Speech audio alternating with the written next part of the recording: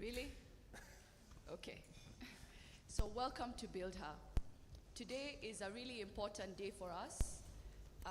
We've been looking for platforms and events and sessions where we can bring different stakeholders from the construction industry together. We understand our work is unique. We work with low-income women from informal settlements. We give them free access to training and a very holistic approach to technical training. We look at issues that affect women specifically and why they are not integrating into the construction sector. But we also are very interested and committed to creating high quality technical training for them. We want them to step onto construction sites and be able to meet your expectations as professionals. We want them to understand how they can add value to your processes, and we want them to feel fulfilled with the work that they do. So one of the reasons we're having these sessions, as well as WIFIC, for those of you who attended our first inaugural Women Fundis in Construction conference last year in November, is to bring together players who don't usually get to sit together. So if you look at your tables, you're sitting next to women who are working in the industry. You're sitting next to construction managers. You're sitting next to architects, to QSs, to engineers, to interior designers. And the whole purpose of this exercise is to break down that barrier. I don't think that professionals in construction are purposefully not hiring women, but I do think we can do things and have conversations to encourage that, for you to know that women are not looking for special treatment, they're looking for equal access. They're looking to be valued on sites. They're looking for equal work, for equal pay. They're looking to understand what your requirements are and to be able to meet those requirements. And it's also great for our women fundis to hear from you directly. What are your pain points? What are the areas you feel are overlooked? What are the areas you feel if they really understood, they could perform better and transition easier onto your construction sites? So that's what we're here for, and that's what Build Her is here for. We are not just an empowerment organization. We are an innovative training program that's really looking to address why fundis are not performing the way they should. A lot of fundis do not have access to education. They can't afford it, men and women. So when you're on sites and you're talking to those fundis and they're not quite getting it, many of them didn't have that foundational learning which empowers them to be able to perform. And so Build Her wants to be able to contribute to that. We publish guidelines, we publish stories about the women in the program, but also guidelines about construction standards, construction quality, performance expectations. So tell us as professionals what you want us to say, and we'll also say it to fundis. And for the fundis, now you have a chance on your tables. Don't just introduce your name. Talk about what you've been doing in construction. How long have you been doing it? Talk about what you're hoping for. Talk about what you don't understand. These tables are meant to create an equal platform where we value everybody's voice. So Karibu, have structured but very open and honest conversations. And I hope from these sessions we have better information and better understanding about each other, and that we're able to get workers onto sites and workers who want to do a good job and to fulfill the timelines and expectations you have for them. So thank you so much. Just a bit about Build Her. We started in 2018. We launched our first training in 2019. We didn't plan it, but we actually happened to launch on International Women's Day, which was a sign for us. We started our training with carpentry and joinery. That first year, we trained about 120 women. That was 2019. In 2020, like everybody else, we were hit by COVID. We had to go slow. We only trained 60 women that year. But in 2021, we ramped up our figures, and we were able to train about 90 women. We used to have about 60 women per cohort in one class, per cohort and per trade. But after COVID, we reduced to 30 women. What was interesting for us is that reduction in size improved the quality of training. We now had a better ratio of trainers to trainees. So at the moment, we do about 30 to 35 women in one class, in one cohort. In 2021, we launched an additional training, which is painting and decorating. And in 2022, we launched tiling. Each year, we are committed to launching additional programs. We are now looking to launch, somebody help me, I've just blanked out. Yes. Cabinetry. Yeah, interior partitions and ceilings, and solar and electrical. So you notice a theme there. We don't just do general construction, we do construction finishes. And that was a purposeful direction for us. We want to focus on the work and the areas where contractors are finding it very hard to hire workers, where workers don't understand quality standards. And from the surveys that we've done with over 50 employers, from conversations with NCA and also reading their reports, as well as numerous industry reports, we understand that yes, construction has challenges, but construction finishes, especially, we're really struggling. So the fundis you see here are focused on that, construction finishes. The people at the table will be from 3 sections that I mentioned: carpentry, joinery, painting and decorating, and tiling. But we hope over the next few years, if you're here with us, that you'll continue to see and interact with the other fundis that we're getting ready to train. By next year, this year we're training about 300 women total. That's a jump up in scale.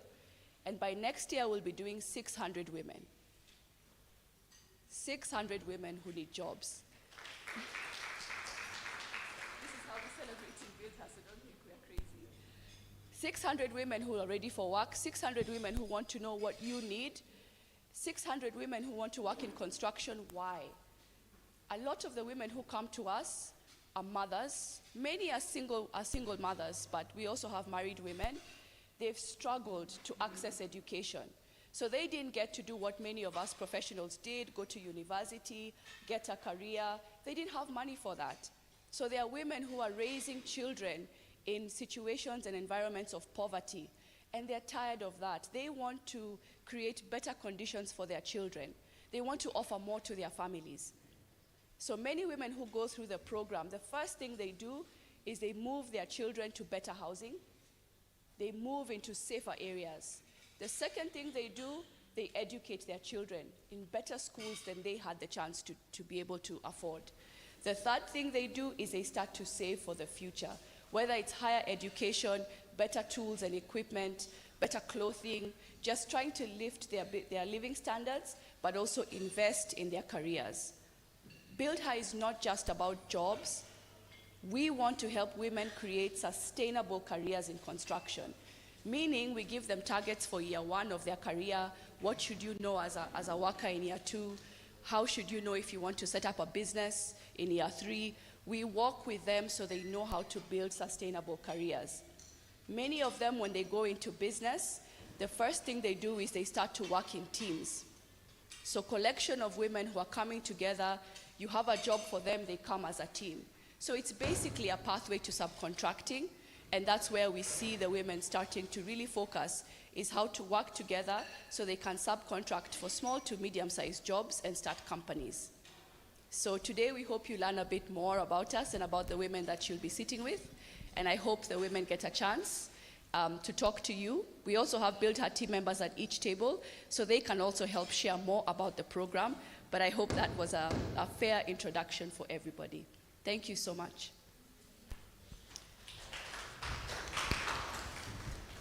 BuildHer is not just about jobs, but creating sustainable careers for our women.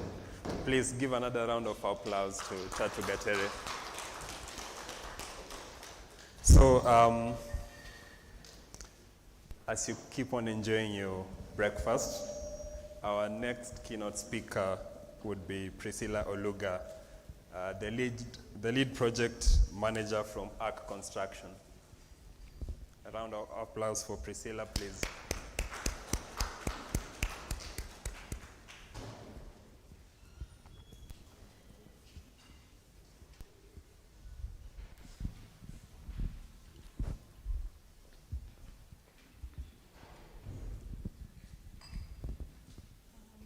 Distinguished partners, guests, my colleagues in the built environment, women fundis, ladies and gentlemen.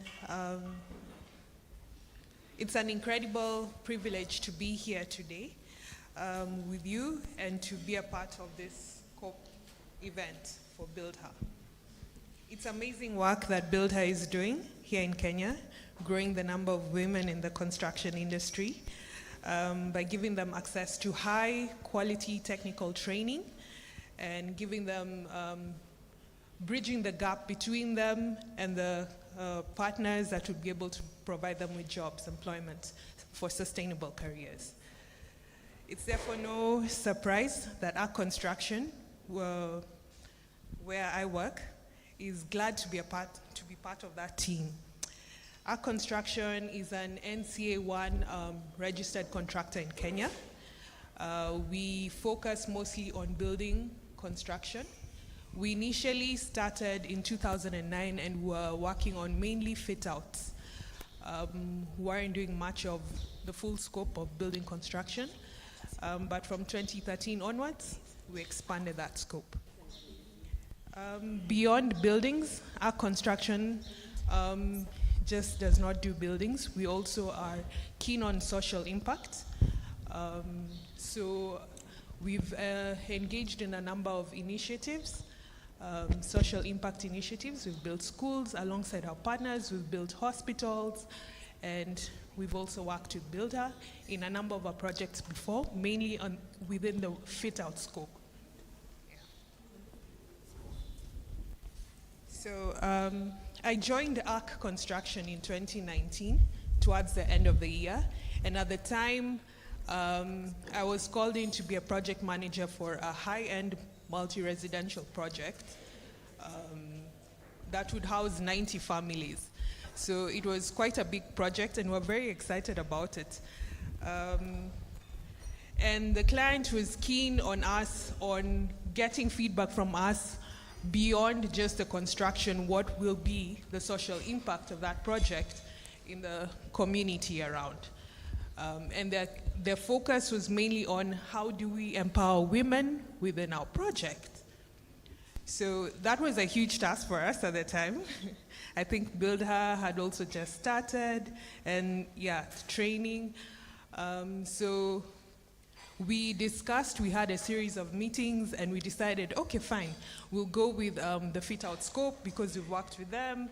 The gypsum team, the ladies we worked with are just rock stars when it comes to gypsum work, so we're just like, yeah, bring them in. But because the structural phase was going to take us about 5 to 6 months, so we're like, this is so long before we see the women on site. So we reached out again to Build Her because, again, it's not easy to find a woman fundi, a mason, to find a steel fixer outside the gates looking for work.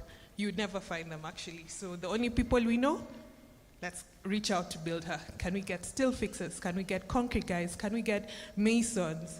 Can we get plasterers? So we discussed, and they said, okay, fine, they're not fully trained, but they catch on really fast, so bring them in. So we had a team of, say, 10 women coming to site in the first instance. It was actually quite tough convincing our structural team, because first of all, the structural team, this was the first time they were working with women. The fit-out team were used to it. They always work with women, so for them, they were okay with that. But the structural team, that was another case. So it took a series of meetings. Kawera and Kavita were really instrumental in this, in helping the women integrate into carrying out the works.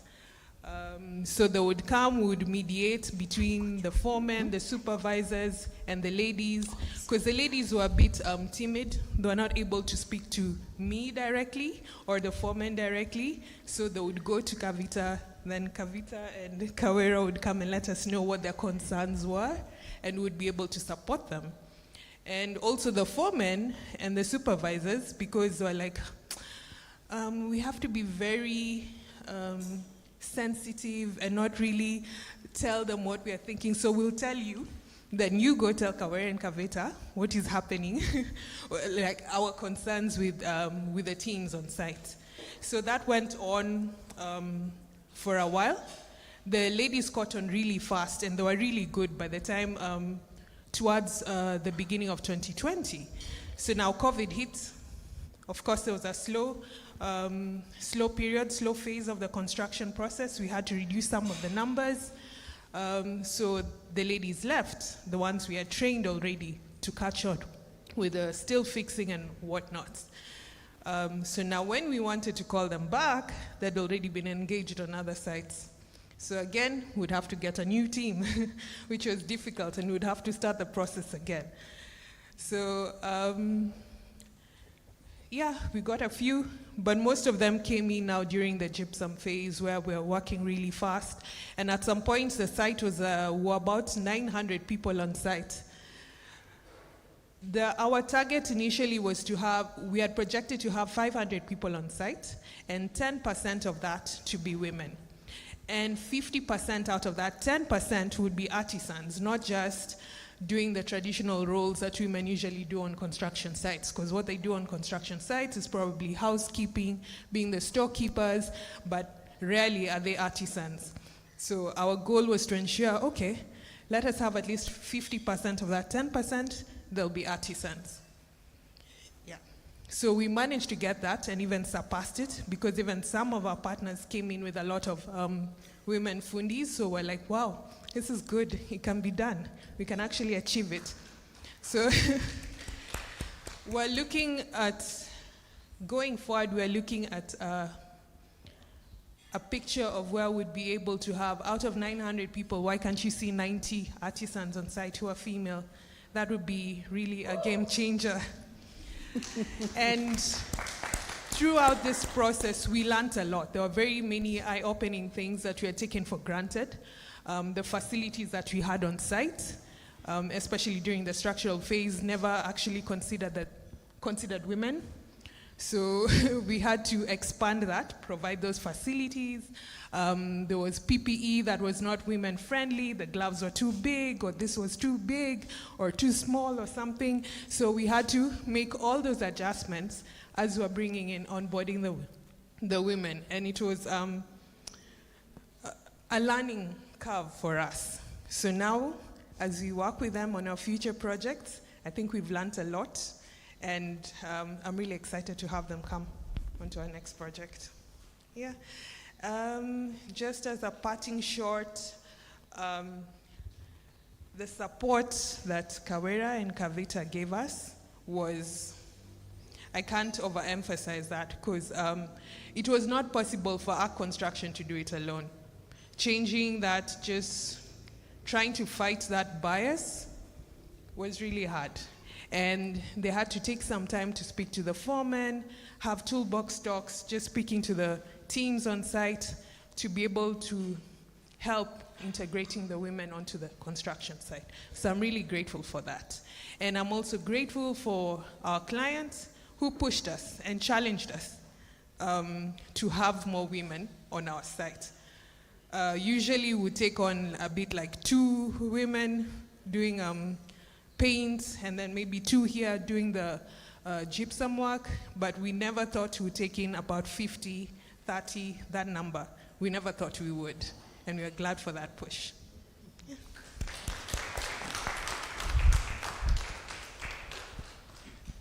Thank you so much. I think I have a mic on. So thank you so much, Priscilla Oluga, lead project manager, ARC Construction. I'd like to say karibuni tena to this event. I'm Kawera Njogu, the head of Artisan Development. And I'd just like to touch on what Priscilla has said. For one, we really appreciate partnerships, and that's why we are all here today. We appreciate having all of you visit us today. Those who've never been here, those who haven't known us prior to today, and those who have known us prior to today.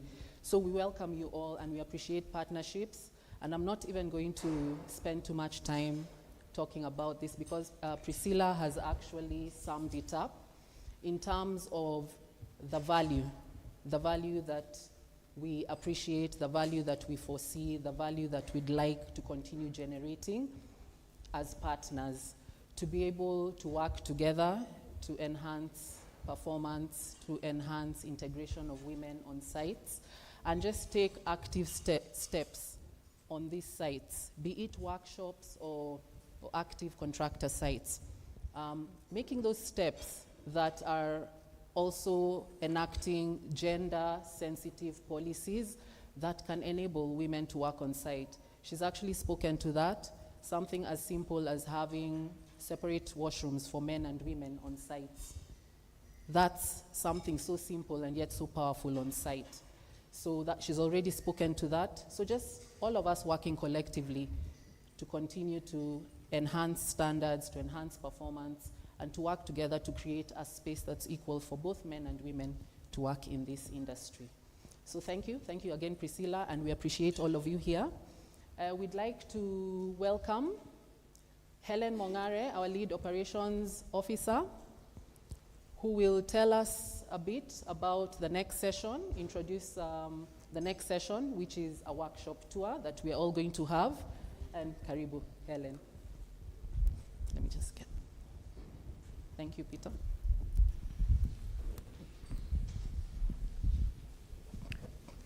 Thank you, Kawera. As you've heard, I'm Helen Mongare, the lead operations officer. I'm in charge of the facilities, and from our program, we can see that our next session is the workshop tour. So I'm going to brief us on what is expected of us when we are doing our tour of the 5 workshops that we have, including this particular one that we are seated now. So we have 4 other workshops in the others towards the entrance of these premises that houses 3 trades and 1 for other programs that support the main training. So I would like to see the coordinators in the tables by show of hand.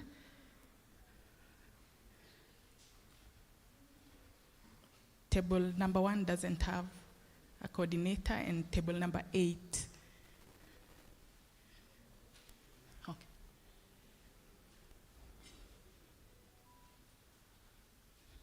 Number 1, number 8.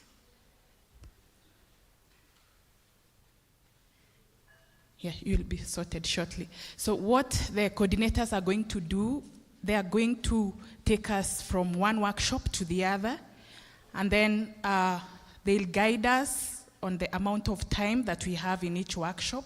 So this is a chance for all our visitors to see the programs one-on-one, have an interactions of whatever you've been reading, maybe in papers, in our website, have an interactions on one-on-one.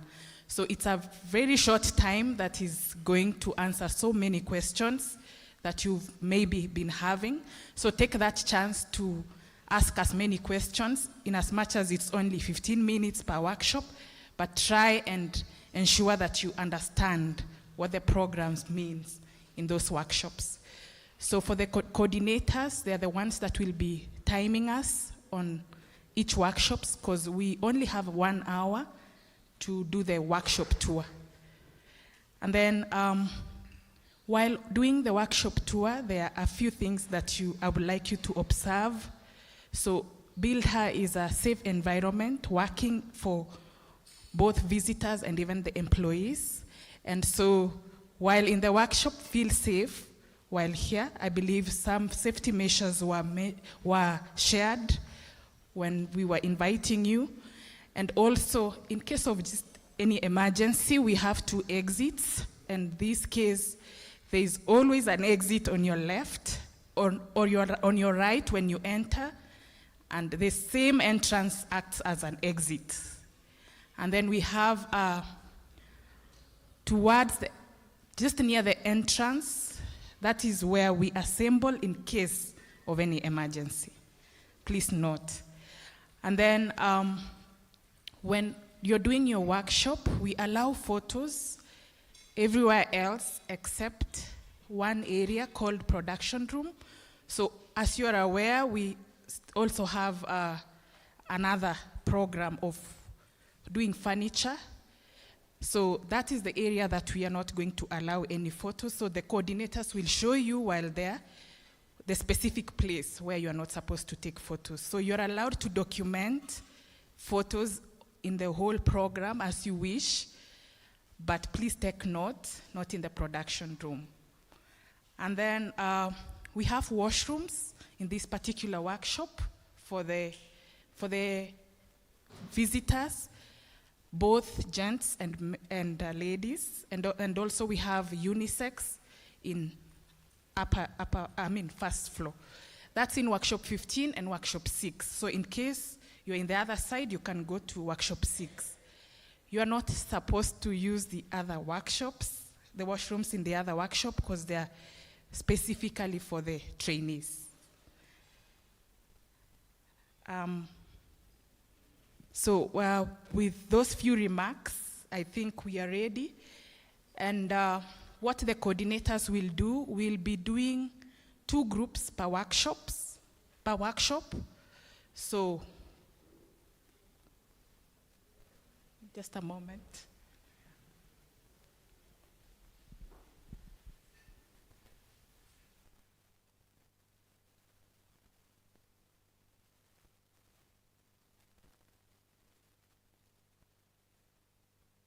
So 2 groups per workshop.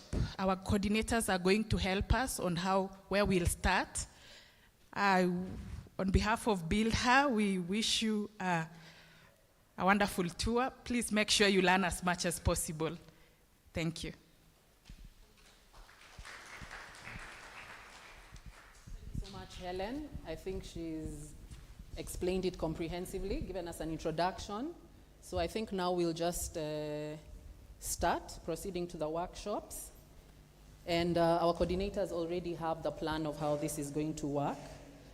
But maybe we can just start with table 1 and 2, proceeding. Yes, you can leave your belongings here. Nothing will happen to them, so you don't have to walk to the workshops heavy laden.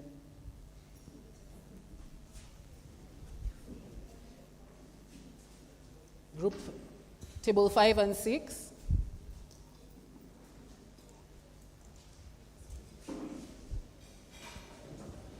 Kindly identify your coordinators so that you don't get lost in the groups.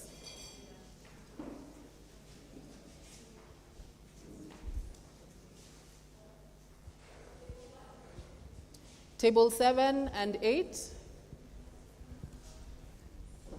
Table 7 and 8. I hope we've identified our coordinator. We'll just check this Thomas, who should be here. I'll just organize that.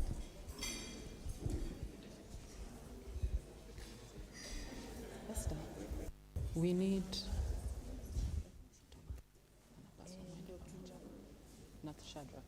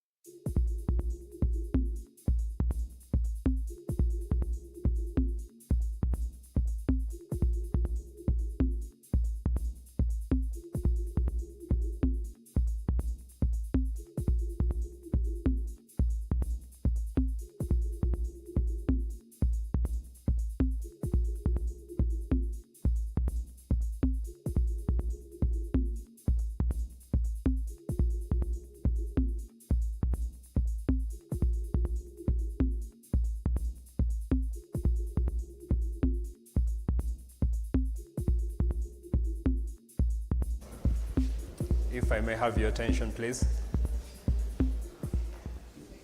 I hope all of you enjoy the tour. We're going to have an exercise to get feedback led by Shadrach Biwott. Shadrach is going to take you through a very short survey just to get a sense of how you've experienced the whole tour. Shadrach, where are you?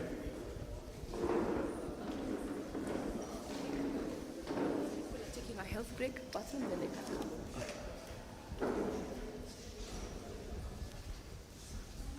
Shadrach?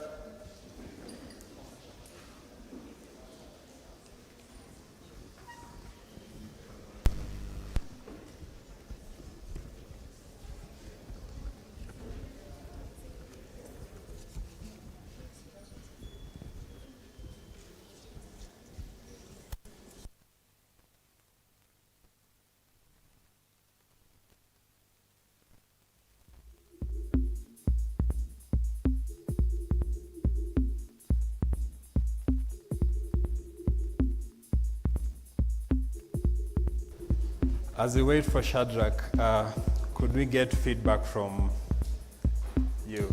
How are you, sir? In one word, how would you describe the tour experience? No, I was saying that you guys are doing a good job. I'm happy to. I was telling Tatu, you guys are doing a good job. I'm glad to see what you are doing. It's easier, you know, I'm a contractor. Yeah. And I meet a lot of people out there at site. It's very hard to train someone who knows how something is done, but he doesn't know why it's done that way. It's easier to find someone who has learned why are you doing this joint this way? Why are you doing this? And it's easier to meet someone who who knows why to do it than to meet someone who knows how to do it. Yeah. So this is a good start. And I think having interacted with these guys, I think you are doing a good job. Have you seen? They are right for the job market. Have you seen something unique that you haven't seen anywhere else here? Yeah, proper use of tools. Proper use of tools. That's what we lack out there. Nice. Yeah. I'll pick another random person just to get feedback from.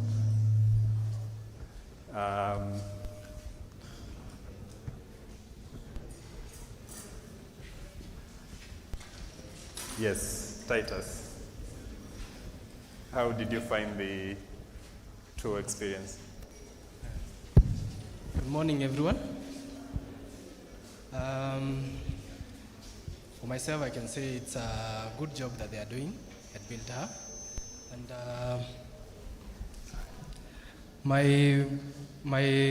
what I can say that has I expressed my main interest of this session or the workshop tour, I was able to give the technical trainers the challenges that I have as a interior design company, or the challenges that I have in the different sections. They've taken notes, and I'm looking forward to see an improvement once I get to meet their trainees in the field, and see whether they've taken attention to the challenges to help me out to execute my projects. Thanks. What's that one unique thing you've experienced at BuildHer that you've not experienced out there? I can say, like he said, proper use of tools and a wide range of materials. Good, good to hear. As we wait for Biwott, anyone else wants to share feedback? Any volunteer? Any volunteer? I'll pick someone random again.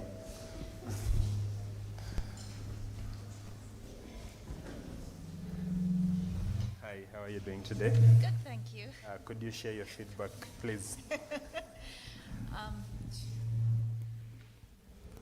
I think, well, to be honest, in my own words, today was like going to an amusement park for me. Yeah? I think it was a wonderful day. Yeah? The workshop was very informative.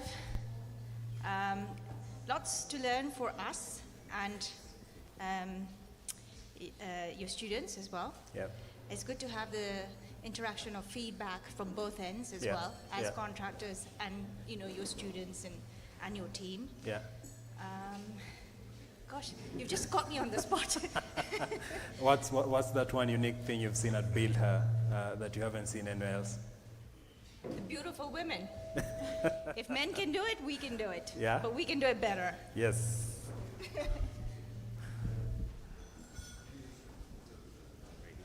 Okay, Biwot is ready, so I'll hand over the mic to him to take us through the survey session.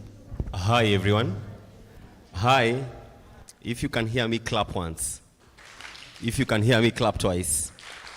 Thank you very much. I'm so excited to be here today and to see your great face. You can turn to your neighbor, tell your neighbor that you're looking great. Even if they don't look like, just tell them. Because this day is great indeed, right? Just tell them that, then turn to the other neighbor. Yes, tell them that you are holding to say it, but now you are saying it. You are looking great. All right, thank you very much. You guys are looking lovely from where I stand. So you can just appreciate yourself. Let's do this. Let's all do this. Then place in your chest. We really appreciate you, we adore you, and we honor you as Builder. So I'll repeat, my name is Shadrach Biwot. I'm Impact Officer. Impact, our main currency is data. For every program that we've been talking since morning, it is informed by data. So data is our currency. And from our facilitator who was sharing recently, just shortly before I speak, he was collecting data, just feedback on how our experience was, and would wish to know how your experience was. So I'll distribute some papers into your table. Then don't scan, sorry, because my QR code has decided to do that thingy. But just go to your web browser. Then you will type the link there. You will type the link there, starting on your browser, https. Which table doesn't have a paper like this? Which table? Like this, with a QR code. Don't scan the QR code, you can use the link.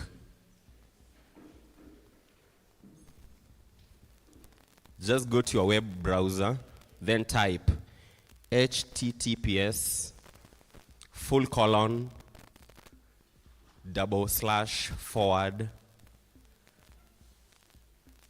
then COP. COP stands for Community of Practice 2023 -1.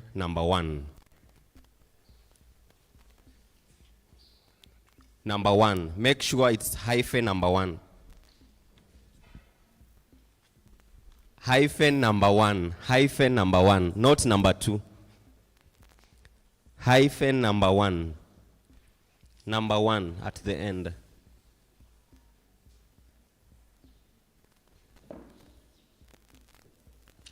Number 1. -01. Don't write -02. Later on we'll use -02.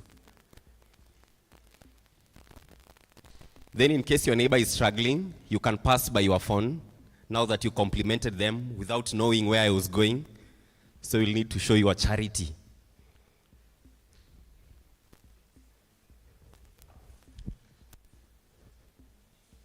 In case you're struggling, I can assist you with my phone as well.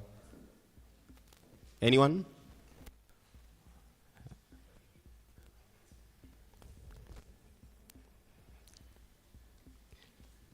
QR code will hold you a little bit. I don't know if it will pick. It's working for pre.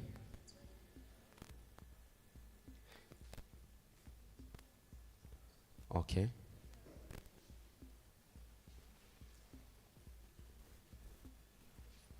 Yes. Don't use the QR code, sorry, because if you use QR code, it will take you to the second. Use the link. Use the link. You can use this. Yes, this is pre, this is post. This is for later, towards the end. Yes, use the link. You can just click here. Then, just a minute. That you will feel that later. All right. Yes, you're good to go. I trust you. I'm coming. It's this one. All right. Go to the web browser.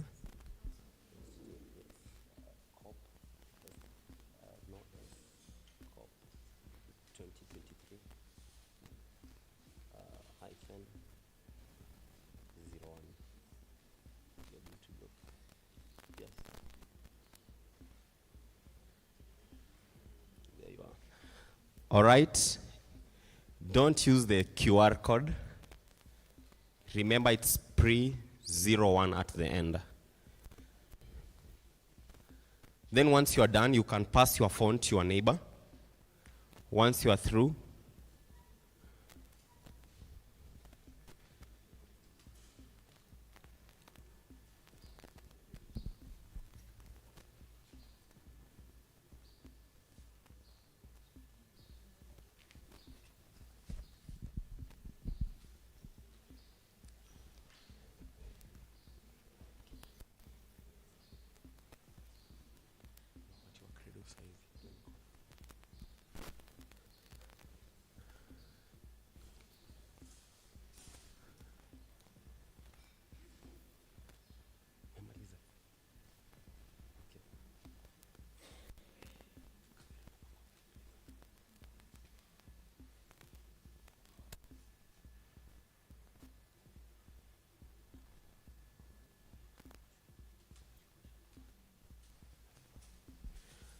all right, anyone who needs my assistance, make sure it's 01.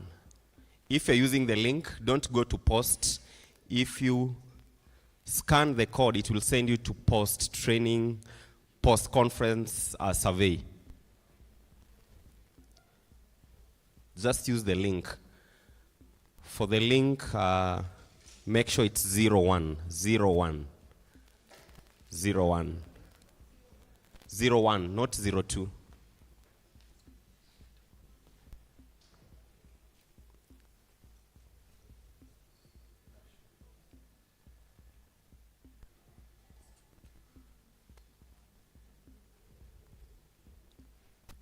For the post survey, it will be much easier. It will be just scanning and moving on.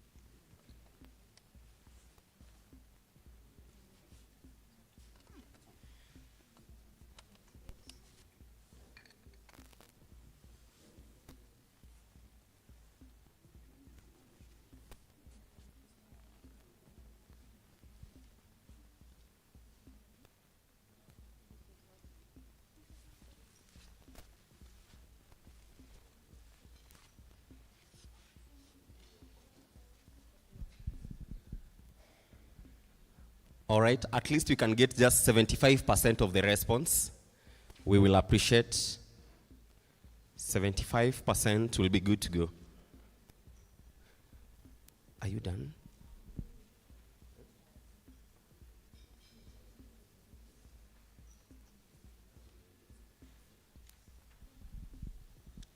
It's anonymous. Don't hold back to give us honest feedback. Tell us as it is. We love truth naked. As it is, we will appreciate your feedback because it will help us to improve our program, our delivery, so it's incognito.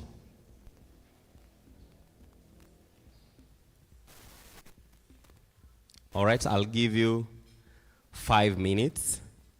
Then once you are done, you can pass your phone without logging out. Then you resubmit another data set as well. Then have a gift for the table that will be the first one to finish. Have a gift. So have a gift for the winning table.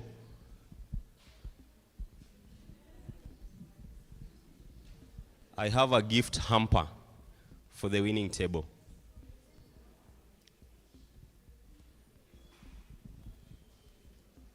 Table 1, where is table 1? Are you through? Are you through? Everyone. Table 2? Table 2? Are you through? Table 3? Are you done? This is a political table, eh? 75% of your table. You're done. All right. Table 4? Table 4? Table 4? Oh, sorry. Please, you are table 4. Are you through? Yes. Table 5? Table 5? Table 6? 6? 6? 7? 8? 8? All right. All right. Thanks. I trust you.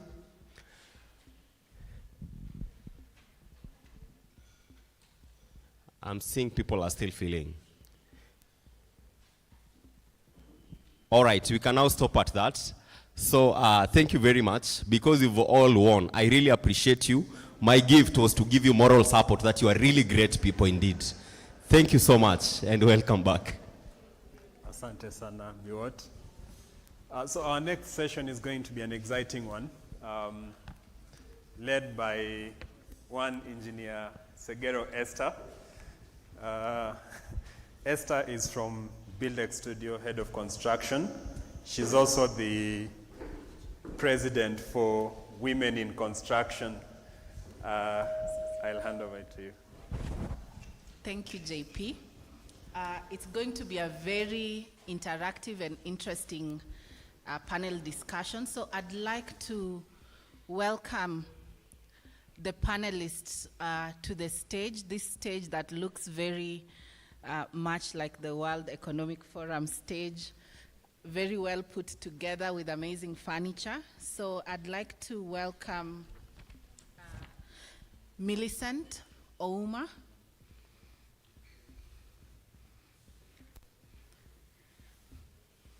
Millicent, I can see you. Please welcome on stage, have a seat. So Millicent is a painting and decorating artisan who has worked as a painter for various contractors on different projects in and outside of Nairobi. She has worked on the GTC Towers, many of you would be familiar with that, as well as Lifestyle Heights and many other projects. She's very well versed and skilled in painting processes, including surface preparation, skimming, painting with flat and textured paints. She has additional competencies in special effect, from upskilling with Classic Molding Limited after completing training with Build Her. She has over 2 years site experience and desires to contribute to addressing the gaps in the sector. She would like to be a quality assurance supervisor. Welcome, Millicent. Next, I'd like to welcome Lillian Atieno to the stage. Lillian and I were on table 4, so I've gotten to know her. As Lillian comes to stage, Lillian Atieno is a passionate tiler who completed Build Her 4-month training in 2023. Having shown leadership, self-driven, and dedication in class work, she has unanimously chosen as a Build Her mentor by her peers. She has worked as a tiler on different sites in Isili and Umoja, and she is happy and proud to have a career that will propel her towards her vision of becoming an independent woman with a successful career in construction. Welcome. My next panelist, Daniel Wekesa. Karibu. So Daniel Wekesa is a construction and project manager with civil engineering experience. He's a director at Roda International, based here in Nairobi, and carries out projects on roadworks and building works. Daniel also lectures at JKUAT in construction management, which is something he's been doing for the last 7 years. Welcome. Last but not least, John Paul Muanika, JP. Welcome to the panel discussion. You have seen JP move around here as the MC, co-MC for the day. JP is a civil and structural engineer with extensive design, construction, and project management experience. Having been involved in many construction projects, JP joined the BuildX design department to sharpen his design skills and has been involved in the civil and structural design of the Makini Preparatory School, the Green Hat Village development in Kilifi, Zima Homes development in Wangige, the One Acre Fund projects, among others. JP's mantra is to design and to make. Karibuni sana. A hand for my panelists. Thank you. Thank you so much. So is everyone comfortable? The questions, I need to be sure you're all comfortable. I'll not hold back. So, and I am Esther Segero. I'm a civil engineer. I head the construction departments at BuildX Studio, and I'm also the president of Women in Real Estate Society Kenya. I am going to be the moderator for this panel. Thank you.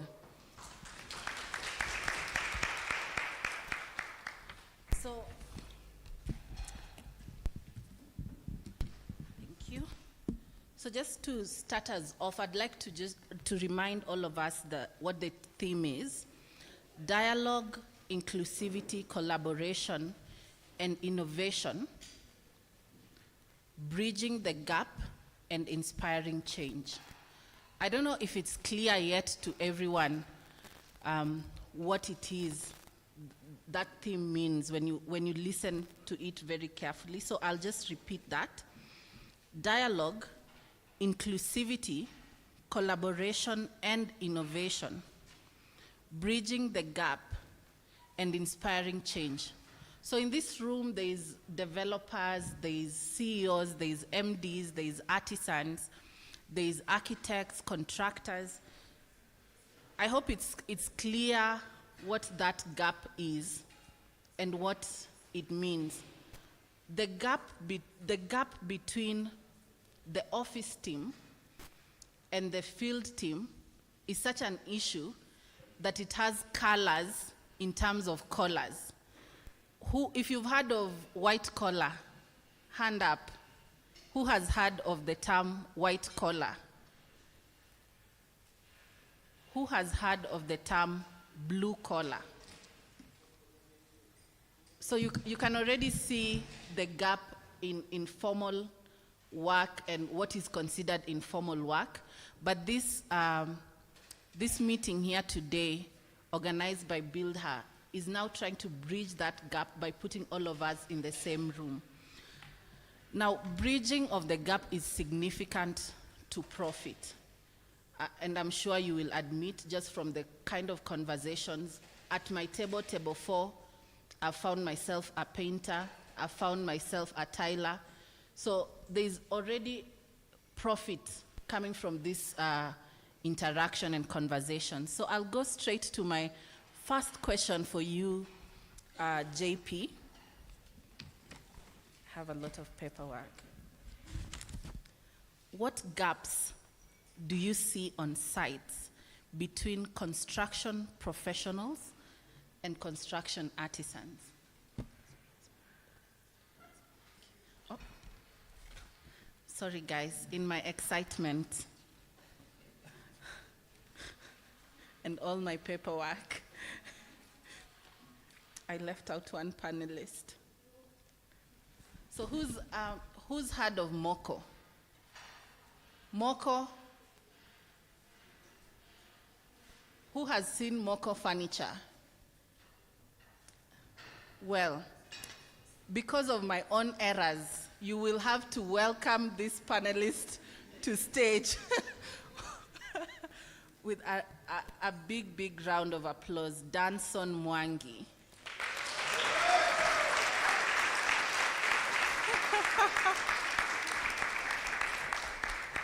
Sorry, Danson. I was too excited. Welcome. Just have a seat. So, another round of applause for Danson. So, Danson Mwangi is a wood production manager at Moko Home and Living. He has 2 years' experience in wood production products. He feels alive when he solves production bottlenecks using simple and easily adaptable DIY tools. He studied at the University of Nairobi and soon after joined Moko as a production officer. His personal mission is to make more money, and his professional mission is to see his team grow both professionally and financially, which in turn guarantees that Moko customers are happy. Welcome, Danson. Well, I hope as you're seated, you also have your personal mission and professional mission. If you don't, maybe use the pen and paper to think about it and write it down as we proceed. So I'll go to the first question.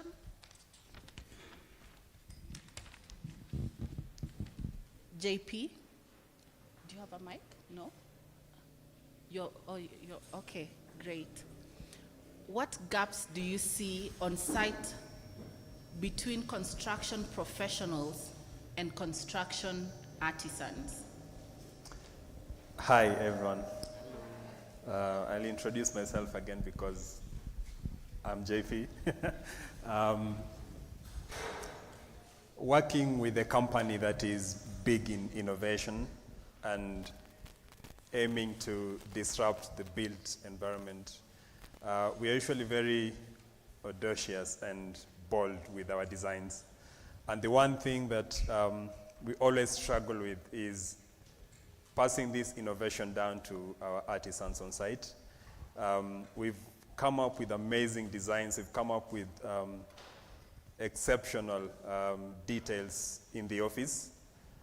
But taking that to site, it's never implemented the way you want it to be implemented. Case in point, in one of our projects, our architects had designed this beautiful window. It wasn't the conventional window. It was something unique. And that was the reason the architect really wanted it to be done that way.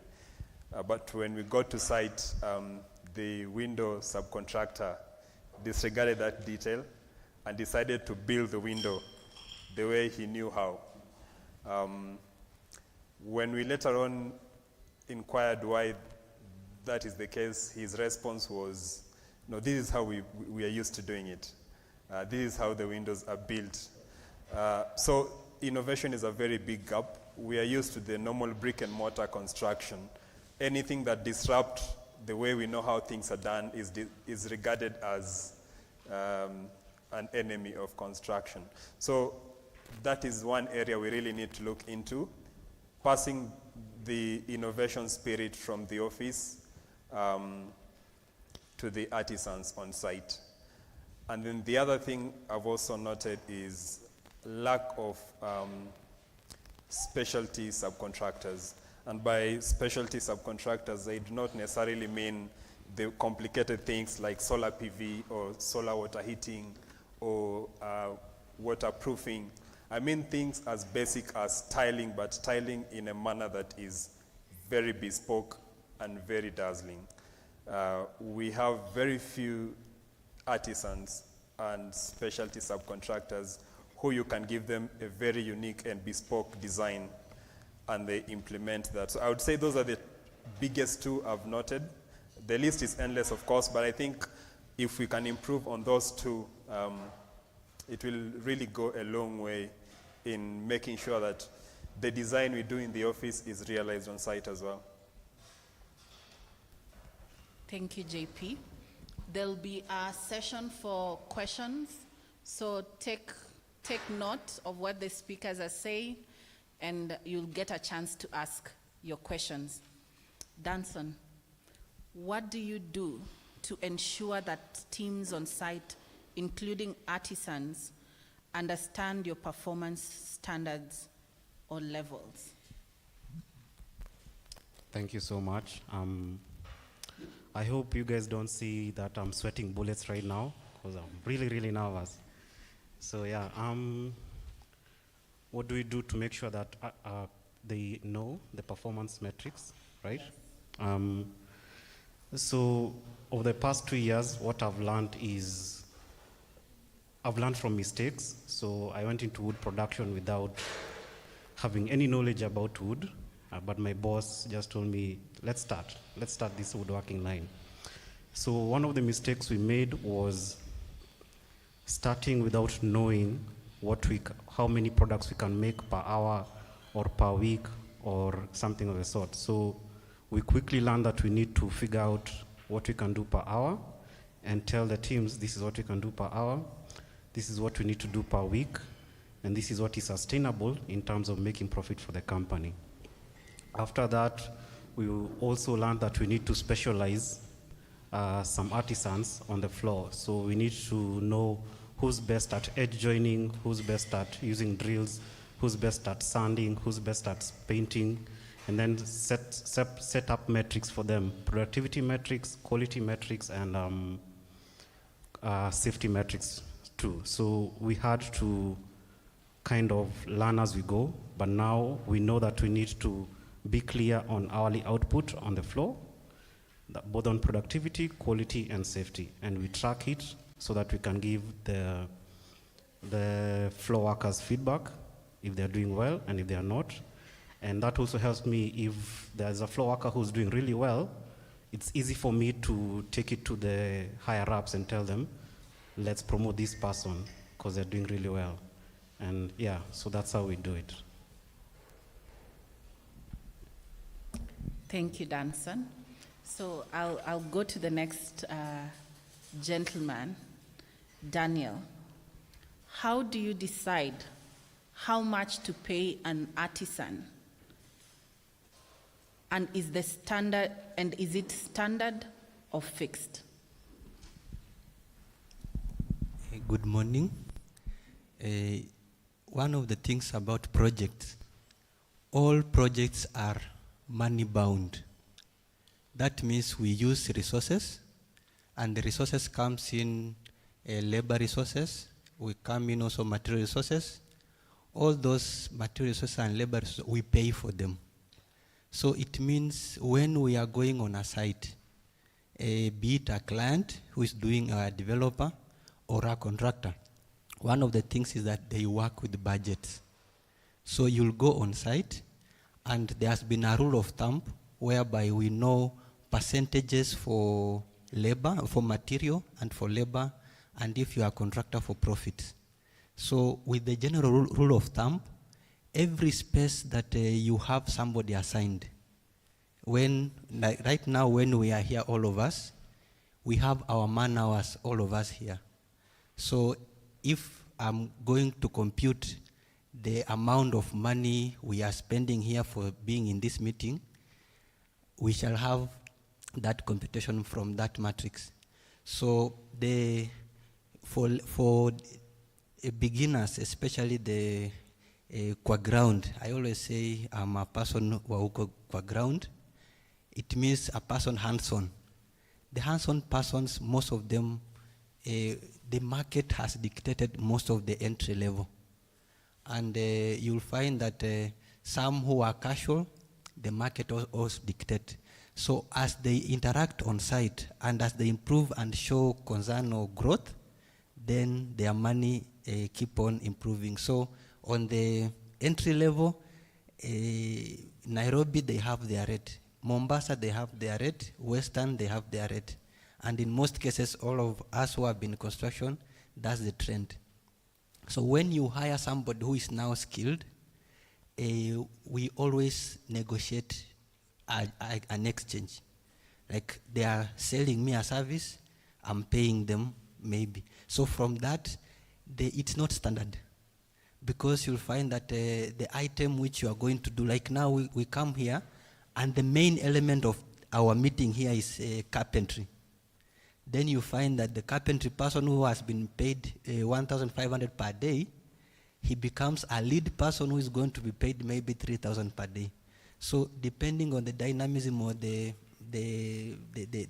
task in hand, it determines. But for us, or rather the people whom we train, basically there's an entry level which they can grow from there.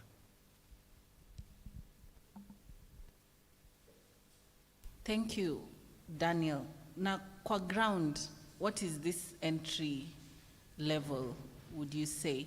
Because there are artisans in here, they're wondering, okay, as they go out and look for these jobs, what are the streets saying? Okay, one of the things I will put, a casual laborer is roughly 500 to 700 per day. Then when you come to the semi-skilled, it's roughly 800 to 1,000, depending on the nature of work. The skilled person is roughly 1,200 to around even 2,000, depending on the work, even 3,000. Then the supervisors also ranges from roughly 1,500 to roughly 3,000. So most of the people, how it works is, if I bring somebody on board and that person I'm going to stay with him or her for longer, then you know there's a way like they are sure of a job. So that surety also plays a major role in the rate that they are paid.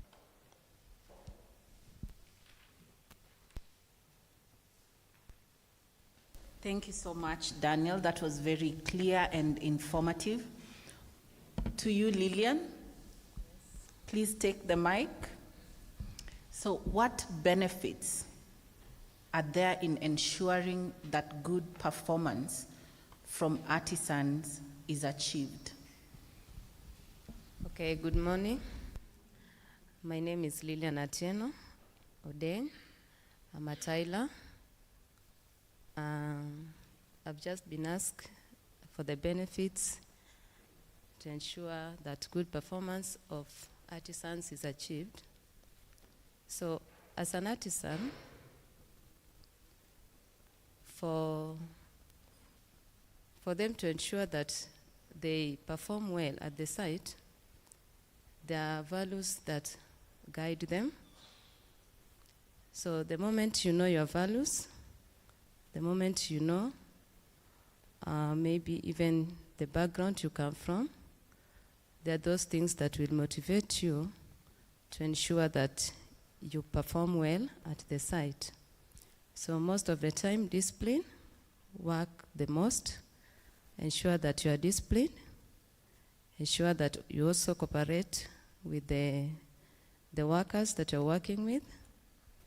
And through workers, when you build trust with the workers that you're working around, then even working with the supervisor will not be difficult. So discipline and also cooperation. If you cooperate well with the people you're working with, then you will perform well at any activity that you'll be given. Then another thing is hard work. You need to work hard depending on the task that you are given. The moment you know what you should do, you need to do it at the right time and you need to do it well. So those are some of the things that can make you to achieve whatever you have been given well. Then also, we also have another thing is ensuring that you keep time. When you go to the site, I've been there for a short time, but it has enabled me to do my work well because most of the things that the supervisors are looking at is timekeeping. Make sure you manage your time and you follow the rules and regulations of the site. By doing so, then you will be able to perform well at anything that you are given. Thank you. Thank you, Lillian. That was a very detailed answer. Build Her is doing a great job. To think you graduated this year in April, right? Yeah. So a round of applause for Lillian. She's just a graduate. She already knows what the benefits are that you get towards good performance as an artisan. Thank you so much. Millicent, what key site dynamics are there on construction sites, and how can professionals and artisans navigate around some of them? Good morning.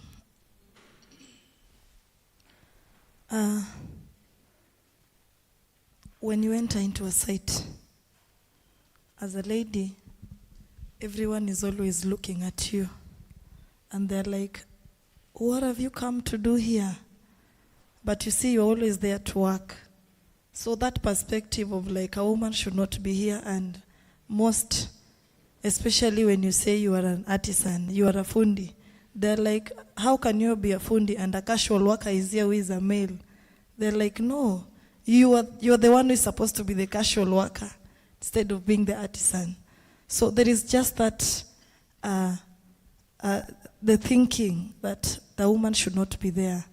So that alone has affected us as women entering site.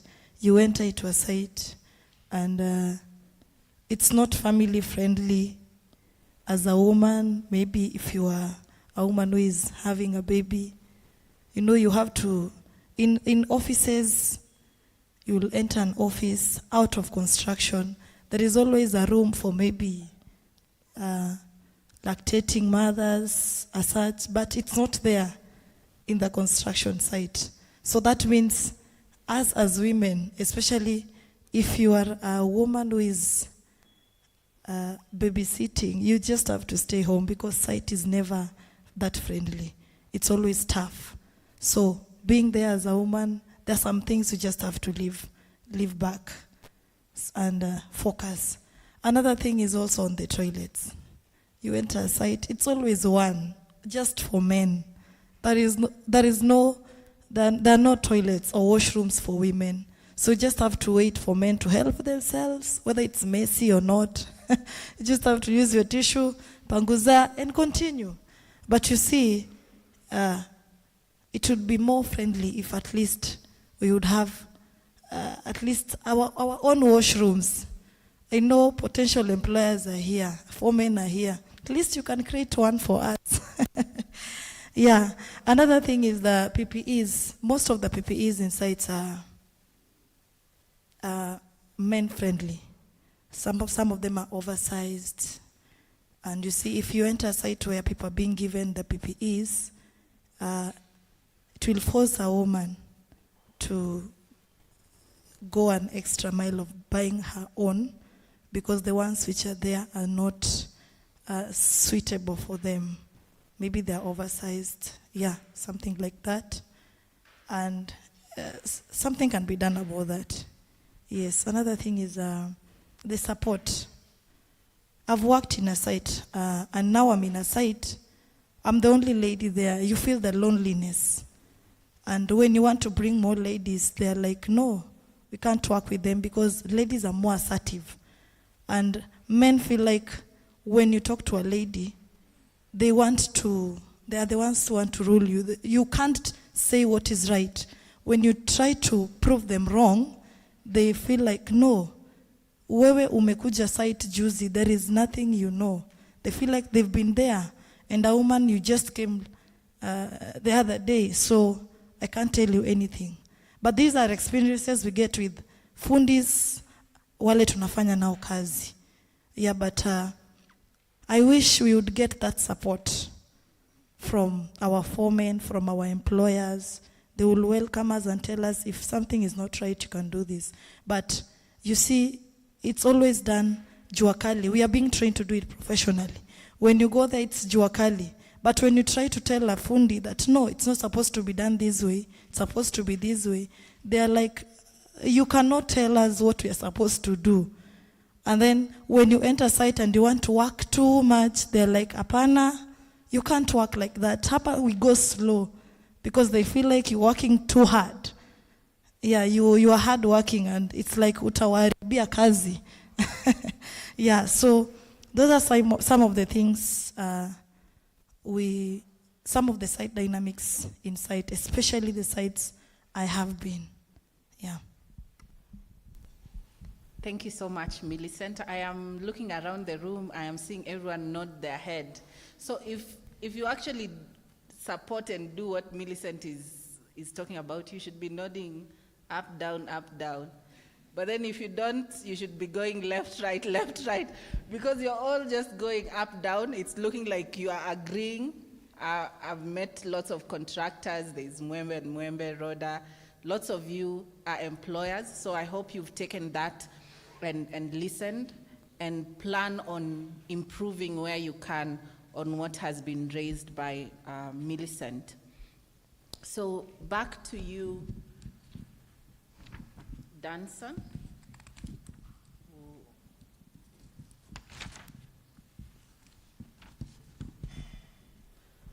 On career experiences, triumphs, and challenges in construction, what experiences, if any, have you had with women artisans in construction? We've heard from Millicent and what she's talked about, but that's her perspective. What's been your experience in the industry working with women?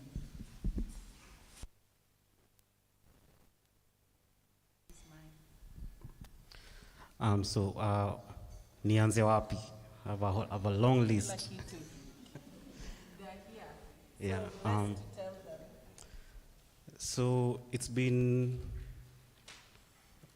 good and a bit rough when we employed a few builder ladies.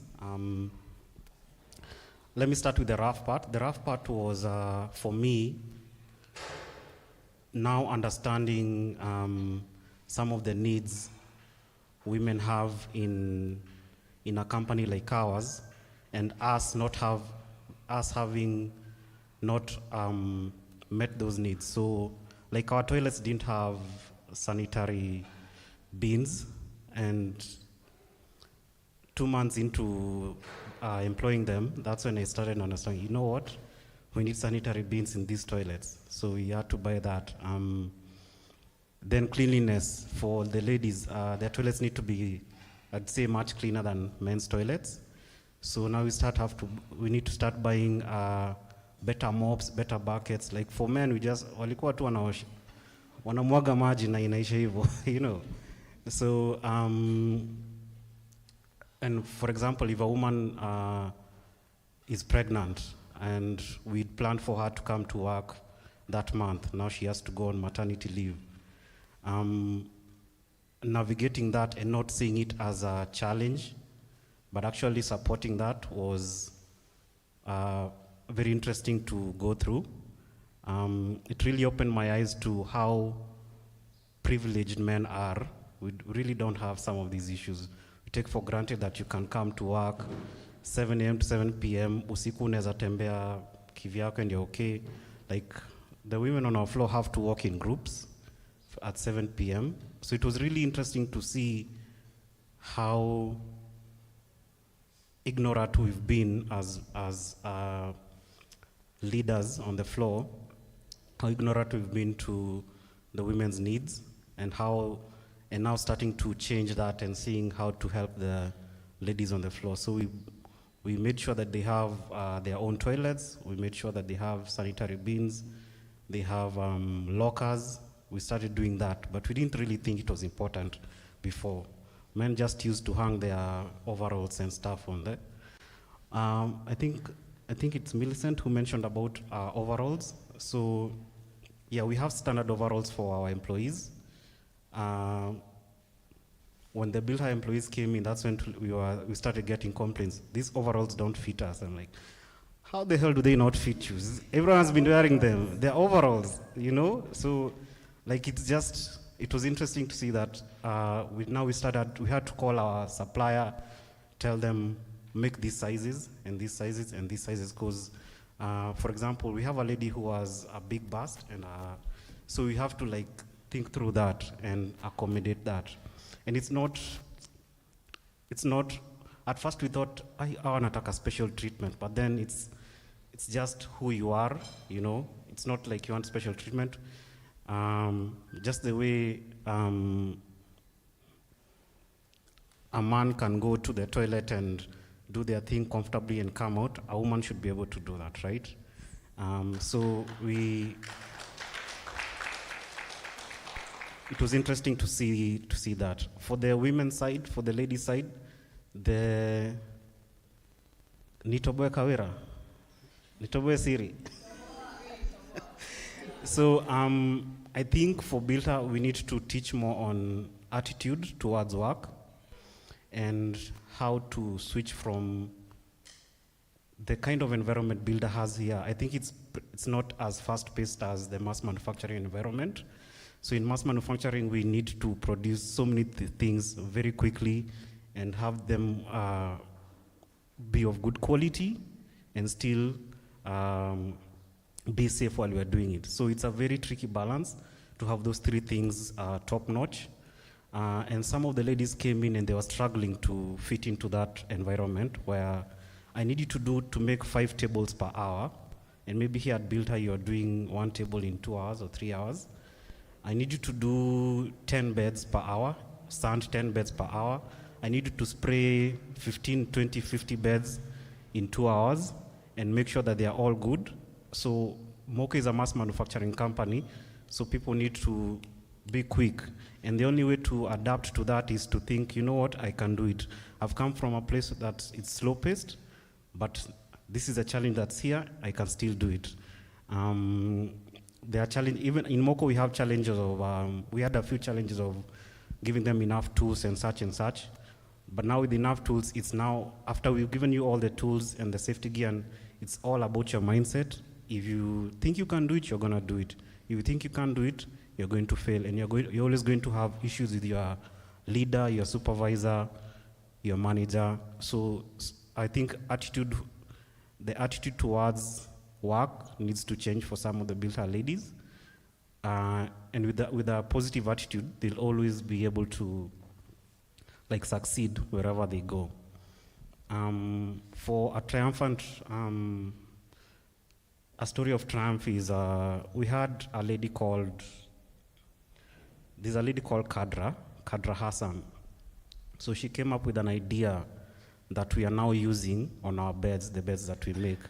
So this idea is, so as Moko, you want to make our products flat packable so that they use as little space as possible when you're moving around. So she came up with the idea of making the slats for the beds, but like we're to all wood.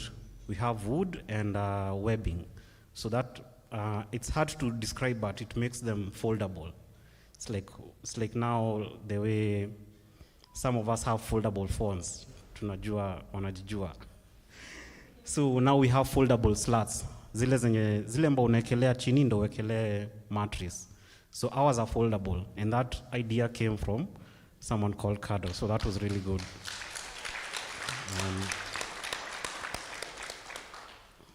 We also had a few ideas from someone called Heather Mombi to help us with sanding, and many more ideas. We had ideas from Deborah at Joinery, venye tunaweza funga vitanda haraka haraka.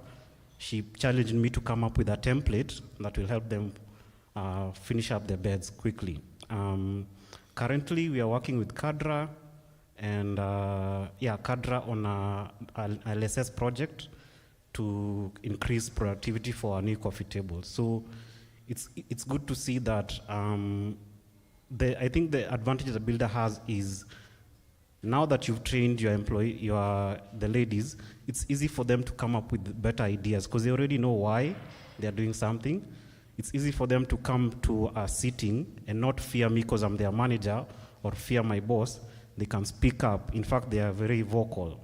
They usually speak their mind. Sometimes it's very intimidating when they speak their mind, but those are some of the triumphs that we've had. So yeah. Thank you. A round of applause for Danson. A better one, please. I saw the lady on table 2 clapping the loud. Are you Kadra? Are you the one with the innovation? You're Kadra's friend. Please tell her that's, sorry? Kadra is here?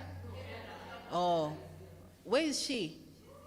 Ebu, round of applause for innovators. Where is the carpentry teacher here? The joinery carpentry teachers? Please stand. Let's clap for you.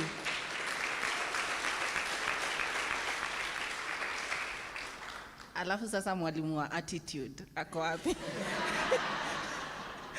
Tunataka tu kumuona. The attitude teacher. Let us just clap for the attitude teacher. She knows what she needs to do. Okay, great. So let's go back to you, Millicent. Right? So reality in the industry. What are the perspectives of women participating in construction? What's your perspective? What are the pros? What are the goods and what are the bad of women participating in construction? One thing has been said, it's attitude. It's an issue. It's a big issue. I've also worked with ladies, and a lady will always like, I've had issues at home, I've come to work, and now she just can't leave that. She wants to bring it in. So convincing that lady to leave all this, it's not easy. It takes a while for that lady to just drop everything and focus on work. It's a big issue. So that's just on the is it the pros or the cons? Yeah. Another thing is women are likely to, they are analytical. I'm happy about Kadra and Mombi and Deborah. Yeah, I'm really happy about that because when they decide to focus on something, they're always like, they are very analytical. They think so fast. And I believe if that is brought in with men, then we can make construction industry something so good.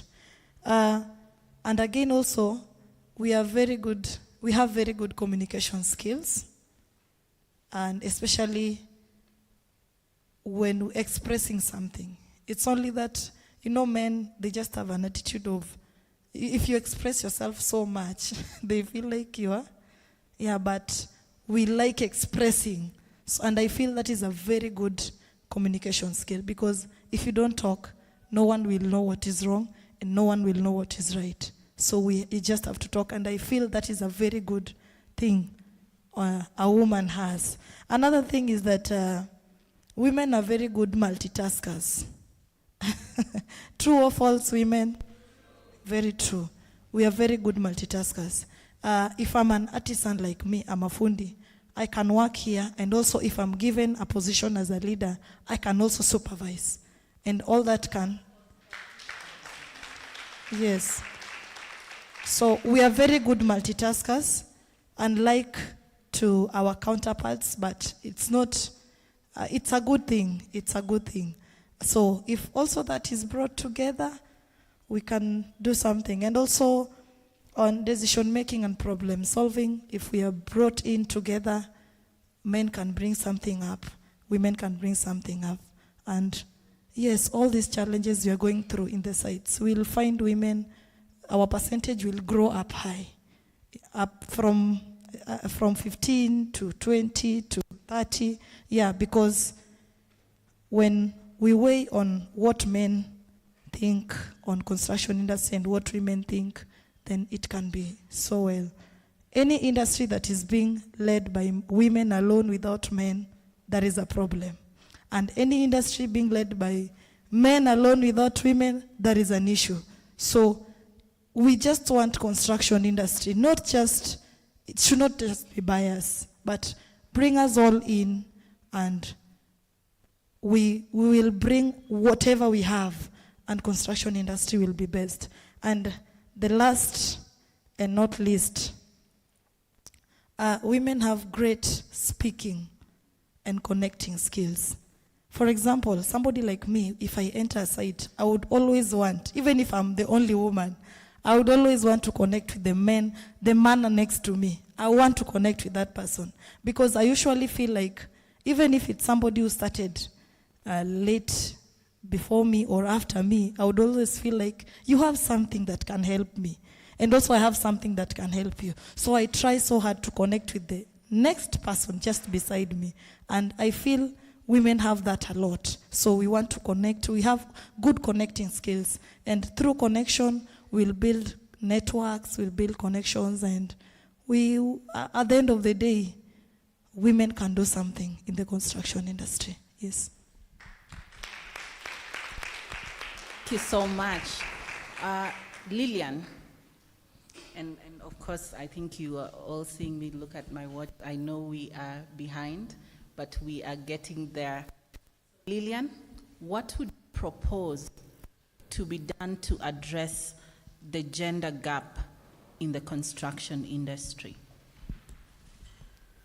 Okay, it is true that ladies are few in the construction industry, and to solve that problem, I would propose that most of the ladies to be empowered by the companies that are in the construction. So what I know with ladies is that they are always determined, and whenever they're given the opportunity, they can do it. So you've talked of the speed. Actually, that has been something that has been affecting ladies, mostly when they get out of the training. But what I know with them is that when you give them time, they will just gain the speed and they will work. So I will just propose the companies that are in the construction to give ladies opportunity to showcase what they can do. Then another thing is, we also have some foremen in the industry. If the ladies can be linked by those foremen, it will be better, because I think they can gain speed when they work than when they just get connected directly. Somehow it can affect them. But with time, I know they can do it. So if they are linked with the foreman and those other companies, they can do well. Thank you. Thank you so much, Lillian. Daniel, between engaging artisans as employees versus having them as subcontractors, which do you prefer and why? I would prefer having them as employees. One of the things is that when they are coming out, they need to be protected. and them going as subcontractors, it's a very rough terrain. Anyone who has worked here as a contractor or subcontractor, you know what we are talking about. I engaged, like, just an example. I've done maybe some works, 2, 3, 4, 5. The client is not paying. You cannot subject that to an artisan. They will die. The blood pressure, it will be too high. In the current state, they will tell you things are getting hotter, isn't it? So I will prefer to protect them. And then another thing is that when you are giving them as employees, they are sure of some money. They are sure of some pay. When they come as subcontractors, sometimes the management bit they might not know. And then, like, there's a time I got a job, a very good money in terms of contract sum. In around 1 month, I had gone a loss of over 400,000. So you cannot subject that to an artisan. It is not easy. So I would rather they work per day, and their day is now, whenever they work, they are paid. So that that one, and then also for legal things in terms of establishing a company, there's a process. So, and then also the requirements of the government to remit taxes, all those things, all those dynamics. Because whenever you are working, anytime you have a company, there's a VAT, value added. So there's something, those are some of the challenges that are in the industry, and I would prefer that the same attitude that we are learning. I saw there's an attitude trainer. The same, let them come to be willing to be employed. In the long run, when they know they are stable and they can work with those forces, then they can engage on themselves. Thank you so much. The last question this afternoon is for John Paul. What skills do you look for when hiring artisans? So all the contractors and project managers here will tell you the 3 pillars of project management is their time, cost, and quality. Those are the 3 things that will drive the success of a project, notwithstanding the size. So when you're hiring your artisans, you want to make sure that what you're going to get is aligned to those 3 pillars. I usually like to throw in people and health and safety as also 2 extra pillars, but the 3 common ones that every project manager would tell you are the ones that I've mentioned: time, cost, and quality. Quality, it's easier to assess quality. You can look at previous work, you can talk to previous employers, and that is easier to judge. You can even give them a sort of a mock-up to do, and you can easily gauge how good they are. I think the hardest skills to actually judge are the soft skills, and those are the ones that I'm usually very keen when hiring, because it's not straightforward, and those are the skills that will make you hemorrhage a lot of money. My colleagues have talked about attitude. Attitude will affect how someone performs a task you've assigned to them. So I usually start focusing on soft skills, and the biggest deal breaker for me is empathy. What I mean is you have different trades on site. You work with painters, you work with masons, you work with steel fixers. All these are related, and they have to work in synergy. When the mason has done his bricklaying, you don't want the person coming to do plaster to start fixing the mistakes of the mason.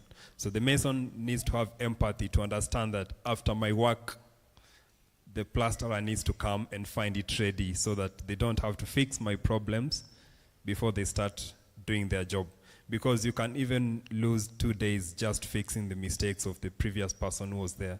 Maybe the wall wasn't plumbed, so before the plasterer does their job, they have to sort of dress the wall in such a manner that it becomes plumb. Because if they don't do that, then it means they'll use more material for that. So empathy is a very big deal breaker for me. If you cannot understand that your work will also affect other people who are coming to work with you, it doesn't matter how good you are, I'm not taking you. The other soft skill that I'm usually keen on is ownership. What I mean is, take ownership of what you're doing. If Daniel will tell you, as a contractor, he probably won't be on site every day. He has, say, 3 sites. He's a lecturer as well. He has classes to teach. He has a couple of sites he needs to move around. So he cannot always be there to make sure that you're doing the job you've been given. So you need to take ownership of that job. If we've sat down with you, you've told me, JP, this house will take me a week to finish painting. Give or take, we'll add 2-3 days for any unforeseen circumstances. I don't have to be there every day to make sure that you're actually painting that room. You can send me progress photos, and I'm comfortable that the person I placed there to do that job is actually doing that job.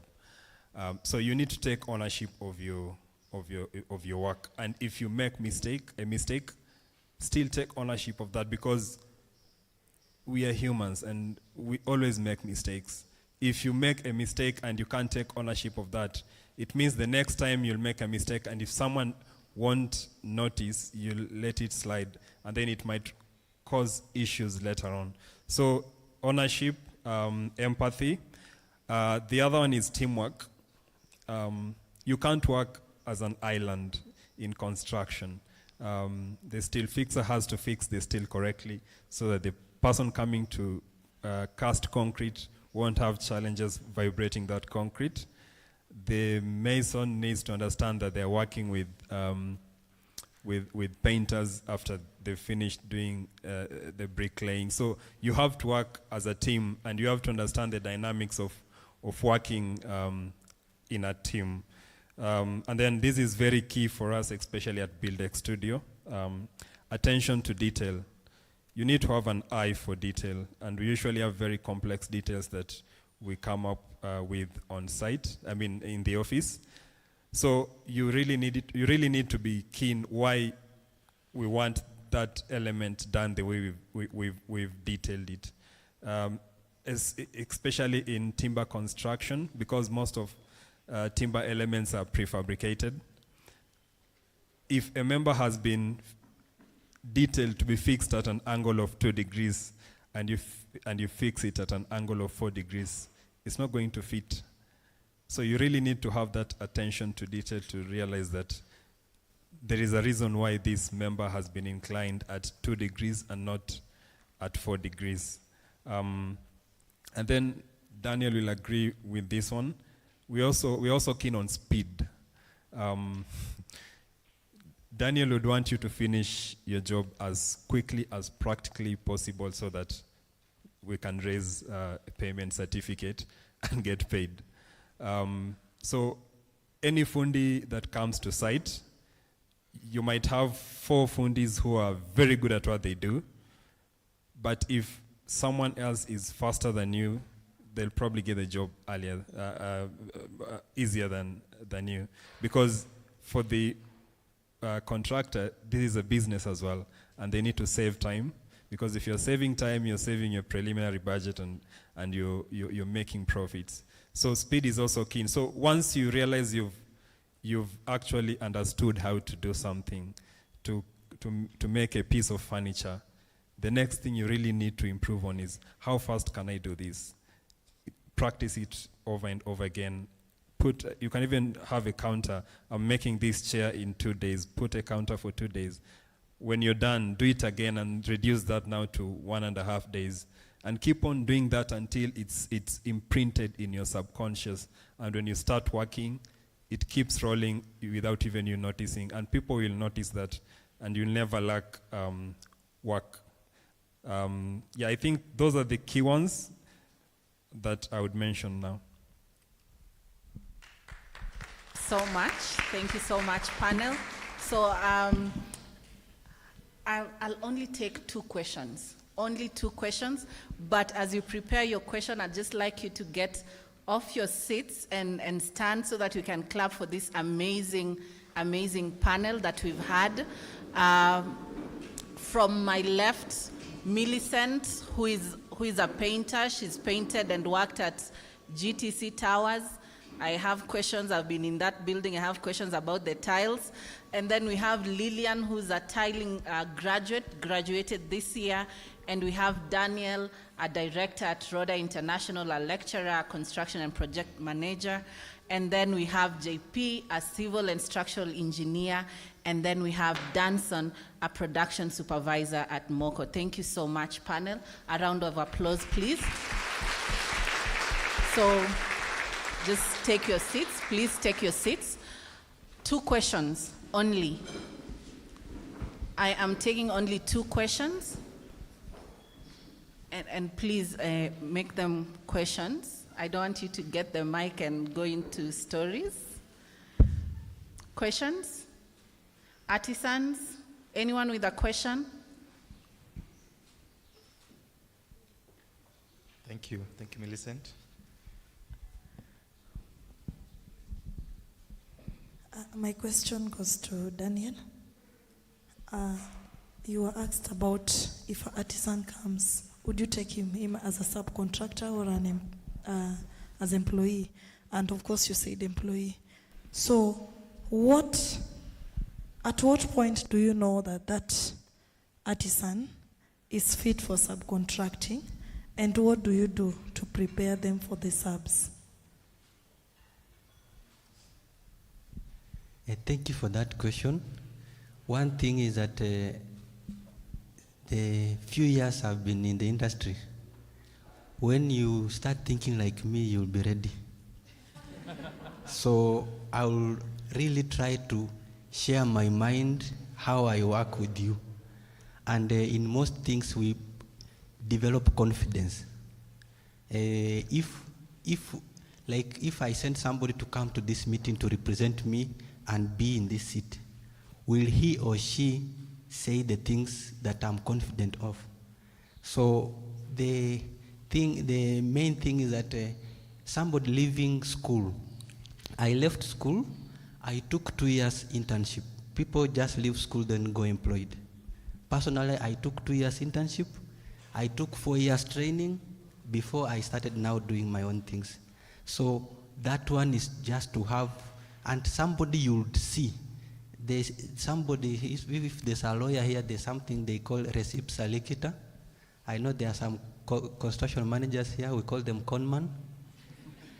The things speak for themselves. I will leave aside, I leave a challenge, then I see how you are going to handle that challenge. The same thing, we happen to work on a similar project with JP, and that is a trend. To be confident that you can leave somebody with your task. Because one mistake, he talked about ownership. One mistake, you make losses. Can you honor those losses? So when you are able to say, I'm not going to employ more people who are going to be idle, then I know you'll be ready to handle your own company. Even I look for job for you, and then just send you, but I monitor from some distance. Thank you. Thank you so much. I would like now to give the stage back to Kawira and JP. Oh, okay. Yes, please. Good afternoon. Okay, my question goes again to Daniel. Okay, my name is Valentine Adhiambo. I'm a painter and decorator. My question goes to Daniel. Actually, I want to ask you a question in terms of payment. you actually specified the way people are supposed to be paid. So we had for semi-skilled artisan, maybe they are paid between the average of 900 to 1,000. So my question was, what if that person, you can see the potential in them, they can do a better work, they can deliver a good quality and production. Can you like ongezea the mshahara? Thank you for that question. You are speaking to I'm a beneficiary of hard work also. I was employed to be given a probation of 3 months. After 1 month, my salary was doubled because they know what you can do. So these things, they are never static. In design, engineer will tell you, we always, everything is subject to a condition. Everything, even now when we are seated here, we are subject, we have eaten now, we can be, things keep on changing. So never be static, and there is where attitude comes in. Because I come and say, you know, I'm doing PhD, so, you know, sitting here, I'm wasting time. That attitude, it just leads you downfall. You go to site, the first thing, let your work speak. Once it speaks, no one will chase you. No one can really move you when you know what you are doing. So you can, there are some few construction managers here within us. We were told we will pay ourselves. Even you as a fundi, you can pay yourself by the things you do. Like you come here, once you paint, everybody is happy. If the boss, like if I have some few clients coming in and they are saying, this paint is good, from nowhere you are a supervisor. From nowhere you are in charge, then I say, that work, just take care of it. So you can control your own income by how you present yourself and how you approach activities.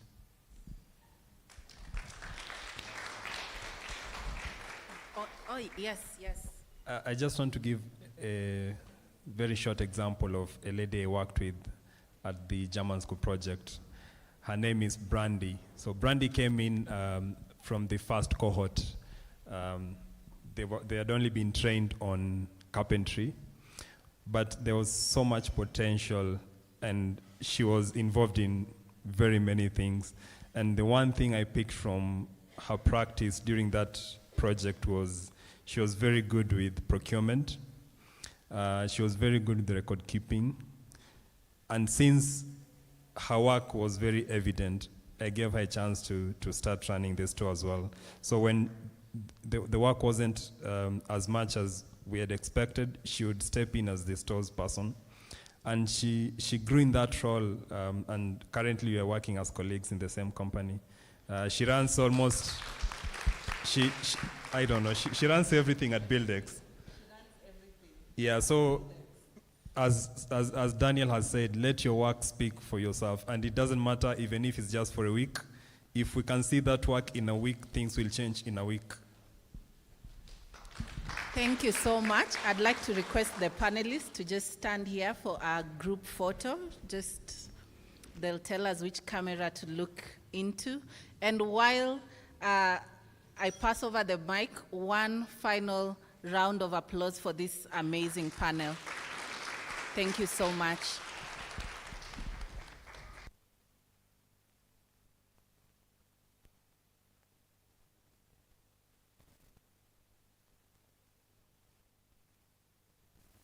Lillian Atieno and Millicent Ouma.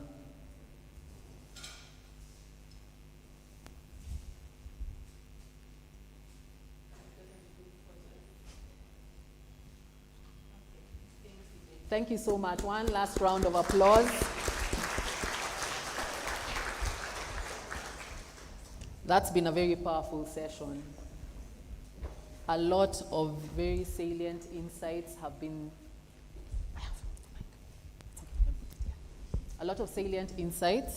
shared there. We've had emphasis on skills, mastery of the craft. Daniel Wekesa has spoken about taking 2 years, taking another extra number of years just to learn, understand the trade, and master it. So there's a lot that's been said here about learning, about the kind of skills that we require to be able to perform, to excel. So thank you so much for all the insights that have been shared here. And now we'd like to move into the next session, which is actually not a separation from this panel discussion we just had here. It's actually a continuation. And so because we value the kind of feedback and the insights we are getting here, this is going to be an extension of what's been discussed here, and we'd like to also engage everyone else here on the tables in these kinds of discussions through a session we are calling Connection and Exchange session. So that's the session we're getting into right now. So please continue to delve into this dialogue, into this process, because we value the kind of input that you're giving us. We've been told about attitude. Our comrade here, Esther, we are team players, so we work together. We shall improve that attitude that we've been told about, because that's what this is also about, getting this feedback so that we can continuously improve ourselves. So we celebrate the triumphs, but we are also ready to walk the journey and refine what we are doing. So that for you contractors, project managers, subcontractors, interior designers, and similar, fabricators, we want to be able to have the artisan who steps out of here, walks onto your sites, and you never forget them for all the right reasons. The kind of artisan that you want to time and time again call back, retain, to be able to push your projects forward.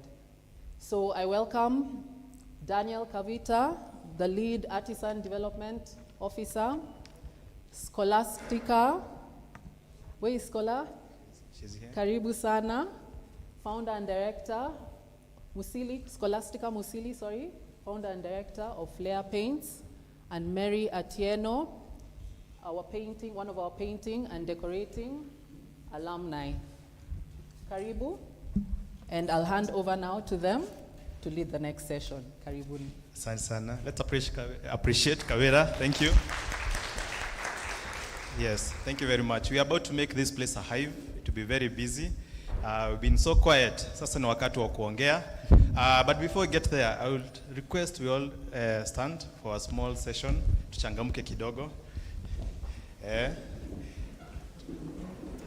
Group number 4. Tunawaona? Wonderful insight. All right. Get 2 or 3 neighbors that you are with in the table. Waulize what they have learned. 2 things that they have learned so far since morning. Make sure you get 2 people to tell you something that they have learned since morning. Most things I've learned is that the supervisors, they are watching. Yeah, make sure you speak to 1 or 2 people. They are watching you, and they can promote you anytime. They can make you grow. Yeah. We have learned about attitude. Na wenye wako wamejuana wajuane. Try to speak to 1 or 2 people, get to know their names, what they do, and make sure they tell you what they have learned since morning. Tatu, I'm not going to accept this. I need you to, yes. Yes, namulika watu. Take your attitude. It's subject to your own perception. So mtu anaweza kufikiria umefanya kitu na madhara. Yes. But I think communication now is the bridge. We are already there. It's already a hive. So unataka to go about it aje? So Schola, malipota kuna group number 1, 2, number 1, 3, and 6. They are all mixed up, but you can take. Yes. Tell them the questions. Okay. For number 1, utawasomea hiyo kama kwa number 1 nyingine. Wasomea. So number 1 nawasomea, alafu napatia watu mic kama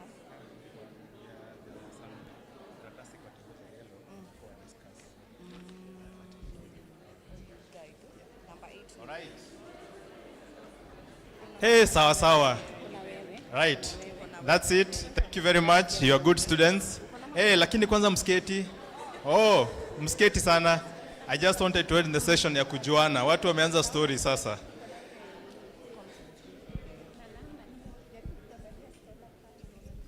Right. Now, in the next part, najaribu kuwachangamsha ili tuingie tufanye kazi ya Hive. We need to be busy very soon. There's a slogan that we have here to build her. Tuko na nini? Tuko na nini? Tuko na slogan. Tuko na?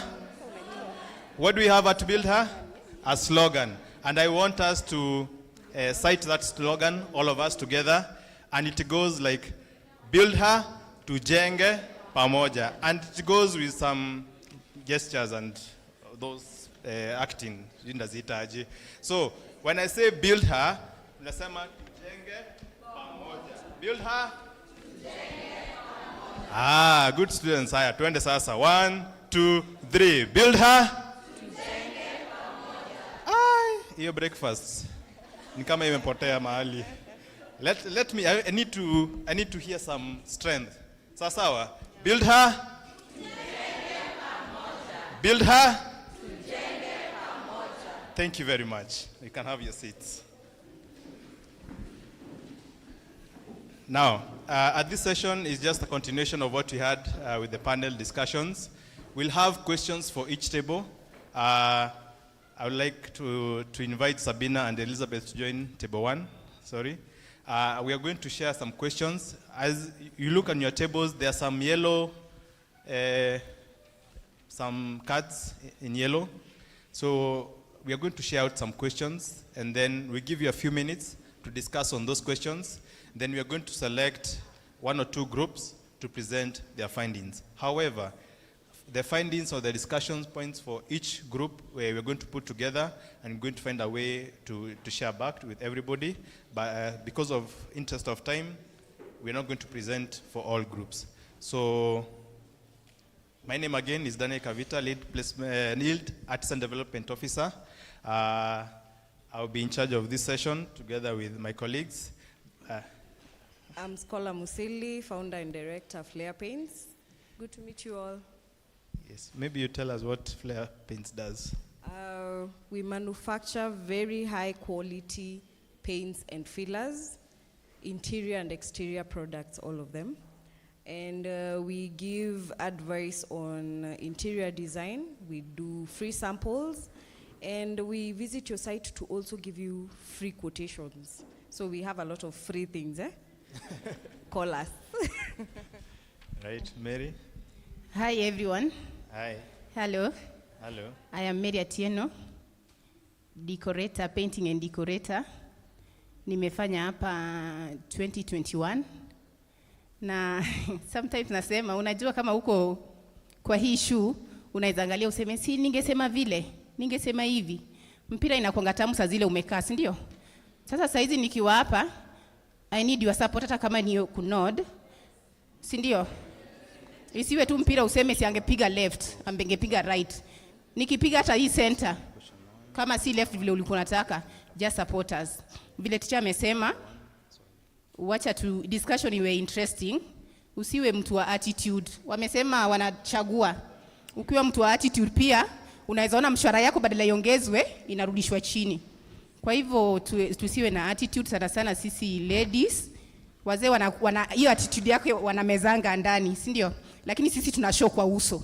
Kama nimekasirika na show, lakini saa hizi nataka niwe tu mpole kwa uso na mtu support. Bila nimesema mimi ni painter, nimefanya na kampuni ya Vision on the Go, nimefanya na Units Home, nimefanya na Mwembe, saa hizi niko kwa hiyo kampuni na nimefurahia kwa painter, juu umenisaidia kugrow. Na hata kusimama pambele yenu ni kwa ajili ya training ambazo nimepitia. Mimi singeweza, lakini through those training nimepata kusimama. Na nawashukuru sana kwa kukuja, maana si kuna baridi sana. Na sometimes watu wakupata opportunity ya hii baridi ni blanketi kukanyaga. Lakini you've come to support us. Kwa hivyo nimeshukuru sana kwa kutupatia hiyo motisha ya kuendelea mbele. Karibuni sana. Thank you, Mary. All right. So back to what I was saying, on our tables we have some yellow cards. We are going to assign each table make sure you know your table number. We are going to assign each table a few questions. Then you're going to discuss. You're going to give answers to those questions. You're going to select one person to do the writing. And then as a table, as a team, we're going to discuss the questions. So I'm going to highlight the questions as per tables together with my colleague. And then we shall be going around trying to make sure that everybody participates, everybody gives their own opinions and contributions to the discussion points. Tuko sawa sawa? All right. So I will start off. We'll start with table number 2. Table number 2 mko wapi? Yeah. Na mkumbuke pia tunataka kuona the best table, the table that comes up with the best points. Ndio hiyo. There's only one way to know. All right. Table number 2. Our first question. Do you find upskilling on site useful, and how does it compare to hiring skilled artisans? I'll repeat. Do you find upskilling on site useful, and how does it compare to hiring skilled artisans? That's the first question for number 2. The second question for table number 2. Training and certification of women, that's the theme of the question. Does a woman with training and certification stand a higher chance of being accepted on construction sites, and why? Does a woman with training and certification stand a higher chance of being accepted on constructions, and why? That's it for table number 2. Then table number 4, mko wapi? Wacha tuone kama mtaweza pia. Table number 4, your first question. It will still be the same question with another table, so we need to see how well or how better you are than the other one. Question number 1 for table number 2. Does a woman with training and certification stand a higher chance of being accepted on a construction site, and why? Iko clear? It's a repetition of what we gave to number 2. We want to see what you have. Number 2 for question number 4. How well do artisans understand job management on sites? How well do artisans understand the job management on sites, and what can be done to allow the better understanding of job management on sites? Right, thank you. I'll go to number 7, table number 7, then I'll let Scholar take the lead on the others. Table number 7, mko wapi? Mko pale? Mko kwa giza, lakini wacha tuone kama nuru itang'aa kwa giza. Sawa. Number 7, what performance measures are there for construction and production workers? What performance measures are there for construction and production workers? Question number 2, what performance measures are there for construction and production workers? Question number 2, what strategies for career growth and advancement are there in the construction sector? What strategies for career growth and advancement are there in the construction sector? Right, Asante. Okay, for table number 1, table 1, psych. Okay.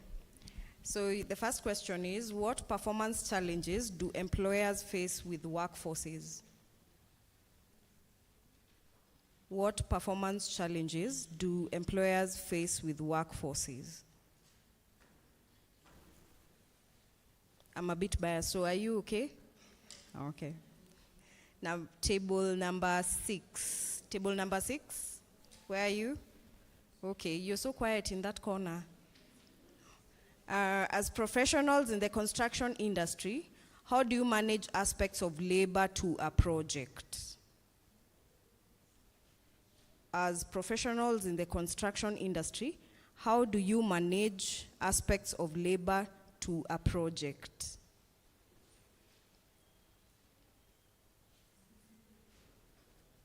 Are you good?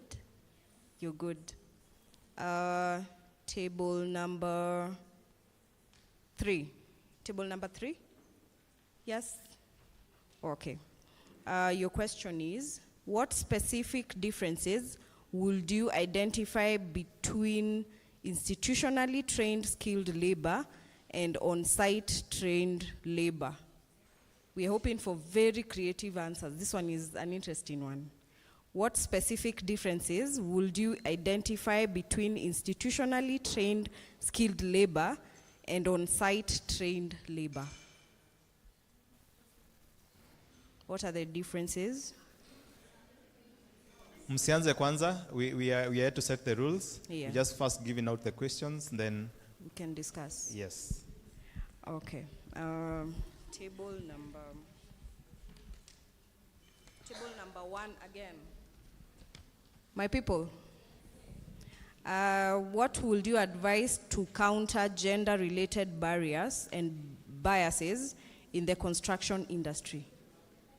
So, what would you advise to counter gender-related barriers and biases in the construction industry? What advices would you give? You're good?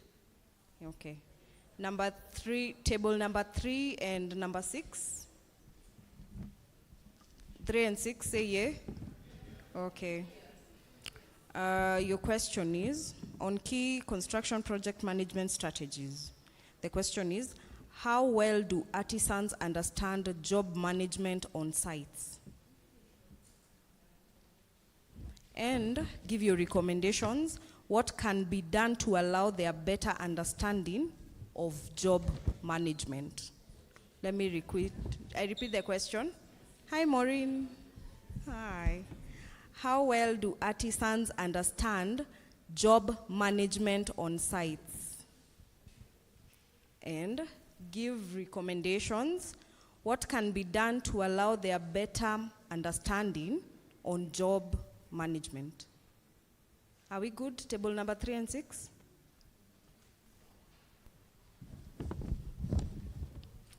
So, Mary.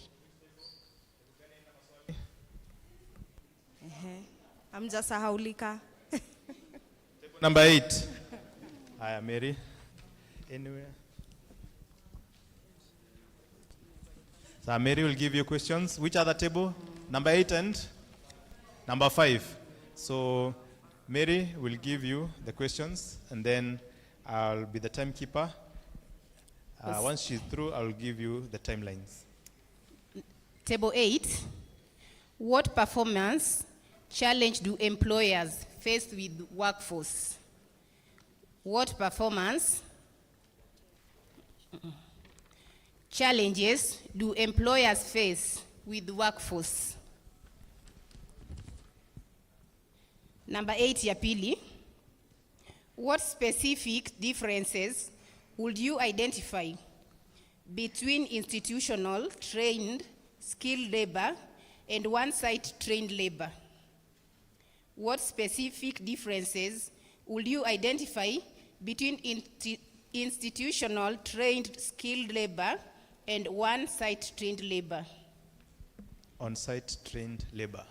On-site? Yes. I hope mmepata. Table 5. Table 5. Eh? Table 5, eh? Table 5, ah. Aya. Has involving female artisan made a difference on your work site? If so, why? Has involving female artisans made difference on your work site? If so, how? Question 2, kwa number 5. What are strategies for career growth and advancement in the construction sector?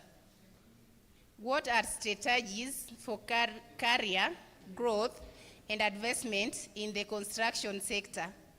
Si nilikwambia ukiwa hapa hata zinapoteanga. Kwa hivyo I hope mmesikia. Kwa sawa. Mmesikia ama nirudie? Hata wewe ukisimama hapa unaona tu zitapotea, hata utasema si ningesema hivi na si ulishatoka hapo. Sasa I hope mmesikia. Ama nirudie?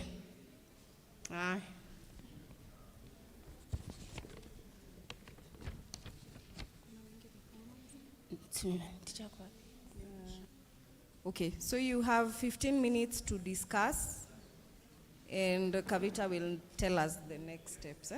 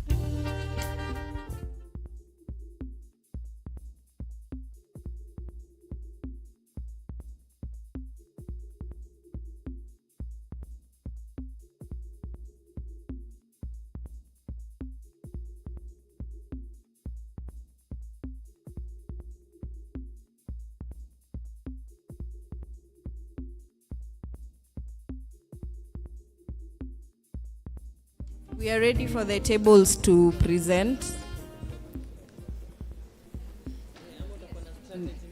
Mr. Mohammed, one meeting. One meeting, please.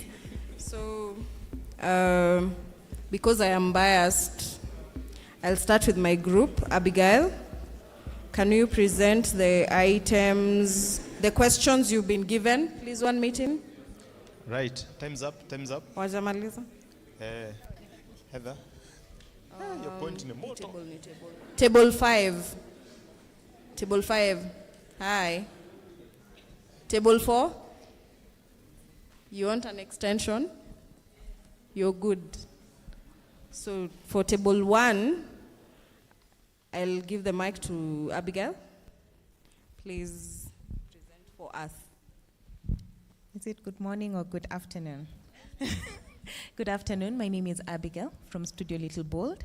So I'll address the two questions that our team was meant to tackle. So the first question was the performance challenges that employers face with the workforce. So we came up with a couple of questions. Sorry. Honor, if you can see Abigail, raise your hand. Wakuoni. Akuja mbele. All right. Due to public demand. Are you seeing the way my table is gassing me up? Great. So our table was supposed to address two questions, and the first was the performance challenges that employers face with the workforce. So we came up with a couple of answers. So how much time do you have? Do I just list them out? You have 5 minutes. Okay, great. Yes. So one is poor communication. So for example, you've been assigned a task and you know you're not going to meet the deadline, but you still don't communicate, right? So that gives a ripple effect between you and your employer, the employer and the client. Second is time management. Third is ignorance. Fourth is liability. Fifth is loyalty. Then we have work quality. And then we have ownership of the work and mistakes. So you're not owning up to good work. You also own up to, okay, really, I messed up in this area and maybe this is how we're going to fix it. And then we have problem solving. So you don't necessarily have to wait for your employer to come and tell you, okay, this paint is not straight, maybe at the corners, right? You can take a step back and be like, okay, I have issues here and there, snag for yourself, and then figure out a way to fix it. Then we have the lack of work ethic, and then we have attitude, or rather, having a positive work attitude. And finally, we spoke about unreliability. So today your fundis are coming on site, tomorrow they just don't show up, right? So that this can be a fundi, an artisan, a normal staff in the company. Great. Does anyone want to add, or do I move to the next question? Next question it is. So our second question was advice to counter gender bias in the construction industry. So for this, we also came up with a couple of points. So the first is to start at a small firm first. So you see, bigger firms are a bit challenging to work like a very big mjengo because one, they're really keen on the project being turned over really quickly, and they may not have the patience to train or the patience to take in someone new, let alone it being a woman or a man, right? So if you go to smaller firms, there may be more opportunities or willingness to hold your hand, right? So you can start with smaller firms first or smaller projects. Then the second is to let your work speak for you. So even as a woman, you may go into rooms where there is no space, right? But the moment you can prove, yes, I know my stuff, yes, I know what I'm doing, this is how it's done, and you can prove to people that you're knowledgeable, then at some point the bias breaks down. Then 3, be patient as the artisan, right? Have a positive attitude and be patient. Some of these barriers can't really be broken immediately just because it's you, right? And then weigh your situations. right? So we had an example where one of the ladies says they were working on a site and they had to go with all the other fundis to pick the materials, like bags of cement up to the 7th floor, right?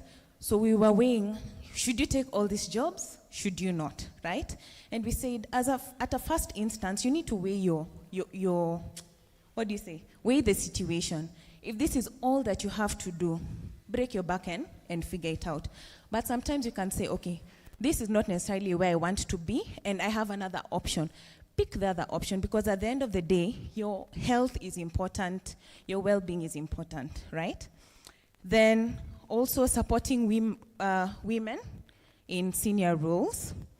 And then we said having training in general. So we like what also BuildHer is doing, right?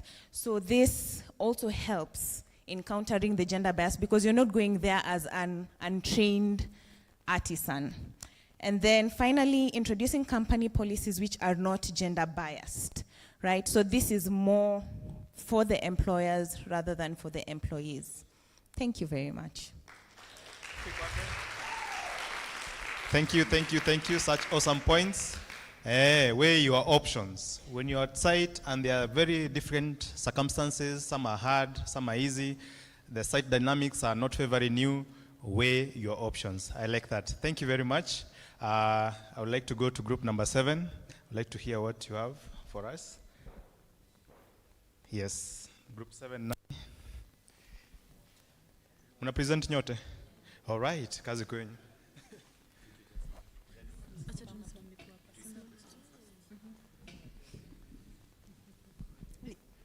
My name is Sarah. Our first question was, what performance measures are there for construction and production workers? The first one is input and output generated. This is revenue generated per hour. Most employers put measures like they judge project performance by evaluating the inputs and outputs and the final project outcome.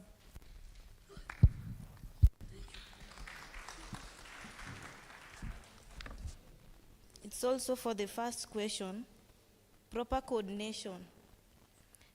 To encourage teamwork, that may increase productivity. And safety measures. It's like, maybe like in a company, you have to equip employees with PPEs, and also as an individual to take responsibility of wearing them in case of any accident.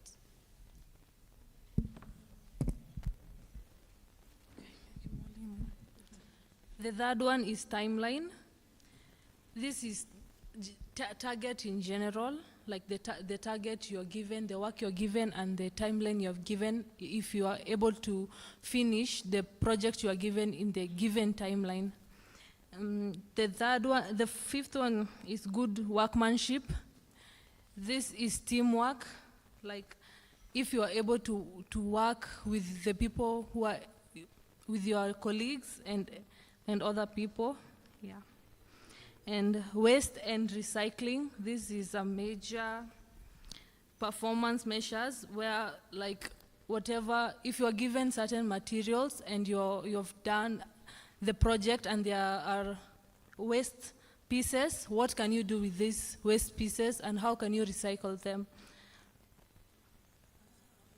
Yeah. The other one is health and safety. It is key to be safe where you're working at. Like employers provide the safety gears, and you as an employee, you have a task to make sure you wear them and keep them safe. So, yeah.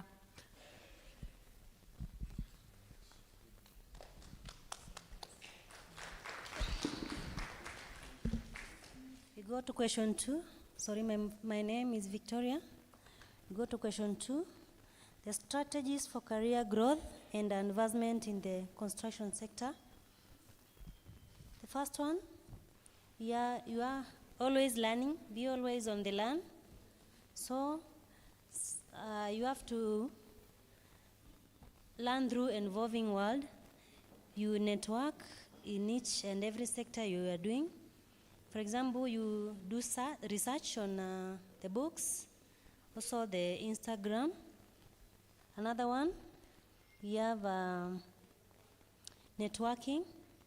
Always network with the people around you.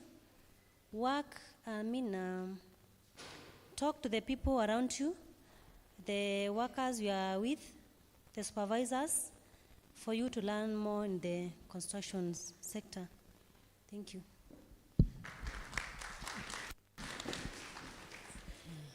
Nikiongezea kwa swali ya pili ni kukuwa good listening. Kama umeandikwa kazi mahali, lazima ukuwe mtu wa kusikiza. Tena ukubali kukoseliwa juu kama hujakubali kukoseliwa kuna ile kitu utaweza learn kwa kazi. Tena kukuwa specialization, ukuwe mtu mwenye unaweza specialize kwa kitu moja, sio ati wewe ni fundi wa mbao tena unasema wewe ni fundi wa tiles tena unasema wewe ni fundi wa nini. Kwa mtu mmoja wa kusikilia mahali, ukijua kama uko strength yako ni nguvu ya mbao, wewe fanya kwa mbao hadi watu wakose kuamini.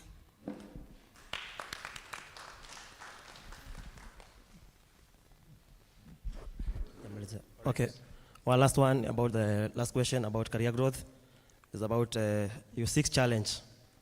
Don't always be at one place. Get a complex task and weigh yourself. And at that point, you'll find yourself growing in your particular task. Thanks so much. Right. Tuwapatie makofi ya Wholesale umeperform as a group. So Wholesale makofi. Thank you very much.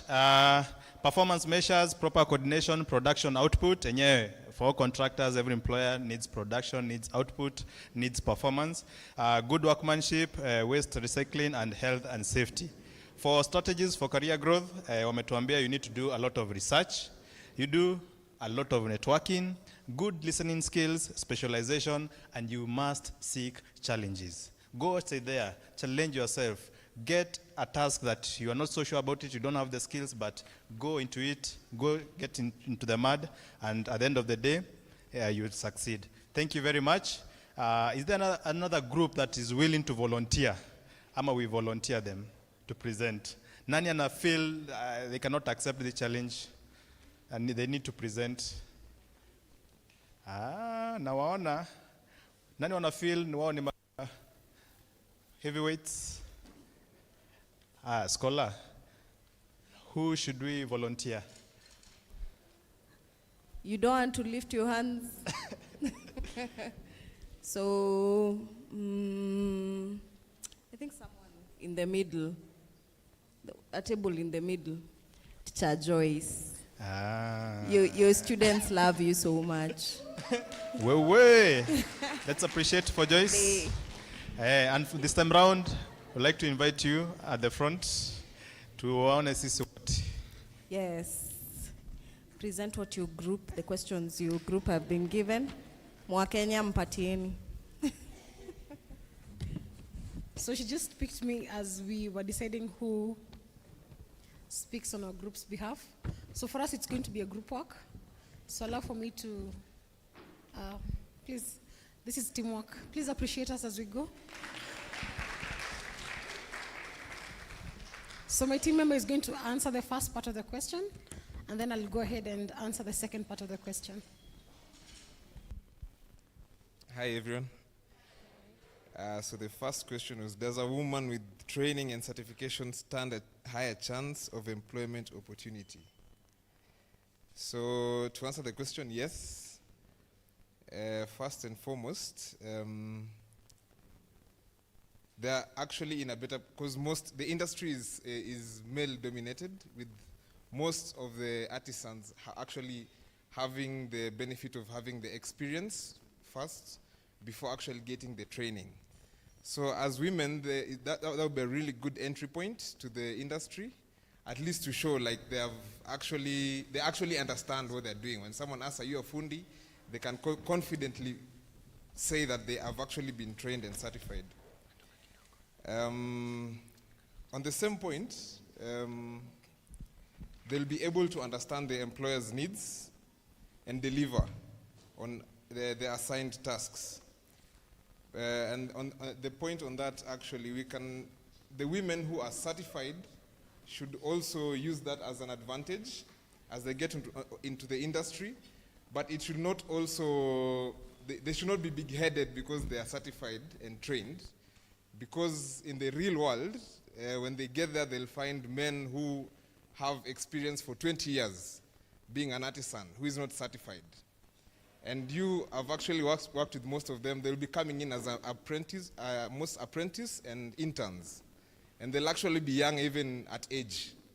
So it will only be prudent with your training and your certification as a woman to be aware of the fact that the industry out there would be actually welcome you more warmly if you're open to learning from those who have the experience, as opposed to posing as a threat with your training and certification.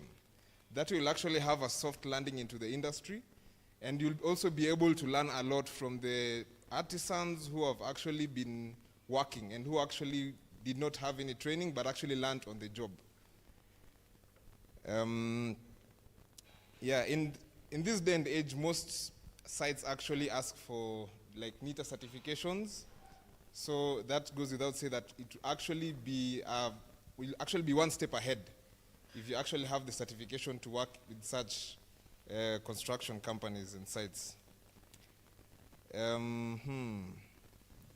So training for most of the trainees will actually help them to understand and deliver on the quality aspect, as well as be able to know your scope of work with minimum supervision from supervisors. Supervisors always find it easy to work someone who has initiative and works with less supervision. And to also answer the question on if, just to move from being a trainee and an apprentice, the more you work without supervision, the easier it will become for you with your training to be promoted to a better position and earn even better. Training and certification also help to be self-driven. Follow steps provided and scope of work given to do. I think that's it from us. Please stand here, don't go, I give you moral support. Let's appreciate my team member. Thank you. I think in reference to the first question, why it's important to have certification, this is because the three things that cannot be compromised in a construction site is quality, speed, and cost. So when you go through proper training and have certification, those three aspects are well understood. And so delivery becomes top-notch, quality is uncompromised, and the cost is well looked into, so there are no wastages. I'll answer the second part of the question, which was how well do artisans understand job management on sites? And then the second part of the question was what can be done to help them understand job management better? So in our group, we understood that job management is basically understanding how to, when you get a client, how you start off from the first conversation throughout the whole process that you're going to be with the client as you formulate a quotation, as you look out to where do I get the materials from. When you now begin to execute the work you have on site, all the way to when you do the snagging and hand over the site. So that entire process is job management. And so how well do artisans understand this? Our artisans, I would say, are now better placed because this is part of our curriculum, and so this prepares them for the reality on site. So that when they encounter a client, they understand what is the process from the moment they get hold of this client. How do they speak to the client? How do they communicate to the client? How do they execute the job? How do they know where to source for materials? That entire process, I would say, is looked into, number one, through our training. The other thing is what prepares them or how well do they understand is based on whether they've gone through a formal training or not. So if you've gone through a formal training, like what you do here in Builder, that gives you a better chance to understand what job management is. What can help artisans understand job management better is a setup such as this, where we have relevant decision makers in the industry sit in the same space as artisans and have conversations on how to build or bridge the gaps in the construction industry. So having conferences, having workshops, having networking platforms helps to have these women understand the aspects of job management. The other thing is research. And this cannot be overemphasized because this is a personal initiative that every artisan must take up. And so having an opportunity to research and being curious about what are the current trends in the industry, how do we bridge these gaps, how do we understand how to deliver. So research on a personal basis is also very crucial to help understand the aspects of job management, and that helps to deliver. The other thing is the issue of innovation, because when in a construction site, so many things happen that would need for someone to think outside the box. And so having the understanding of what innovation is and working hand in hand with the teams that are on site, because in a construction site, it's not about a one-man show. This is teamwork. So understanding what are the teams on site, how do we work together to make this project work, how do we innovate in case there is one of our team members gave an example where they had a site in Kisumu and they got stuck because they did not have one saw. So with the experience in the industry and understanding the aspects of job management, it is a requirement to understand that if I have this one and this fails, how do I come up with a new concept that will help me still deliver on time? So it means you have a backup tool in case one fails. So those are the things that we're talking about, innovation that helps in delivering in regards to job management. Thank you very much for your time. This is Group 4. Sante. Thank you very much, Group 4. Clap for them. It's very important, the points they've raised, in understanding why trained artisans are better, because they're able to understand drawings and instructions issued to them by their supervisors. And yes, on the job management, an artisan needs to manage the job from sourcing, from quotation, from engaging the client, execution, demanding for payment when it's necessary. And this can be done through workshops and conferences such as this one and networking experiences. Thank you very much for your contribution to this sector. All right, asante sana. Let's appreciate Scholar. Yes, then we appreciate ourselves. We are going to do it differently. We appreciate ourselves as group members, as the persons who are presented, all of us kwa kijumla, and we are going to give factorial claps. I don't know whether we know them. We are going to give ourselves 5 of them. 1, 2, 3, 4, 5. 1, 2, 3, 4. 1, 2, 3. 1, 2. Like that. You get it, right? Yes, at the count of 3. Are we ready? Yes. Right, thank you, Kawira. So let's put in the tea that we had. A lot of people had some sausages. I had some mandizis. Let's put all of it. We're going to use it right now. Weka moto. All right, 1, 2, 3.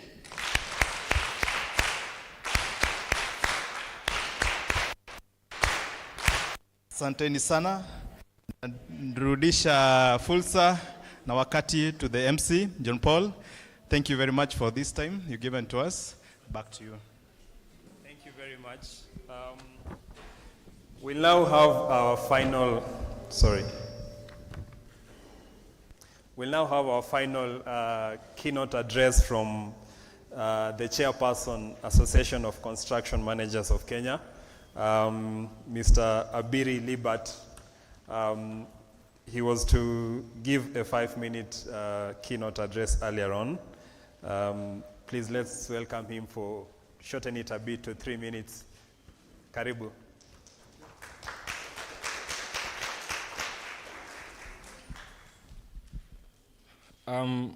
Good afternoon. My utmost apologies for coming in late. I had earlier communicated that I'll join you later. I had a commitment that was quite committal in terms of me being there, but I made it here. I've not missed quite a lot. I've been able to catch up through table number 3. Thank you very much for giving me the heads up.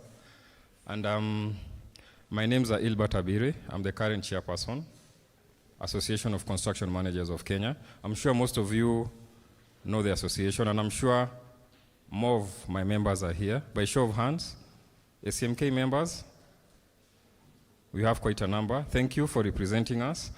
ACMK is an association that was founded in the year 2015, and the aim of the association was to champion and regulate the practice of construction and project management. And I'm sure most of you are aware about the course of construction management. The initial curriculum started in Jomo Kenyatta University of Science and Technology, that is JKUAT. Some of us were the guinea pigs and the founders of the association in UN, and I believe it is a it's a very rich career to take. And I would say some of us do not regret where we are in terms of having chosen the course called construction management. And the main aim of us forming the association was also to have the course regulated within the Kenyan construction sector. I know most of you are aware of other associations like AAK, IQSK, IEK, and the conversation started like 2 or 3 years ago. And I would like to inform you that on Friday we are having our first workshop in UN, where we are going to start this conversation of regulation. And I would like to invite all of you to join us on Friday as from 10 a.m. You being a construction project manager, you being a construction manager, you're highly invited. Please, let's meet there.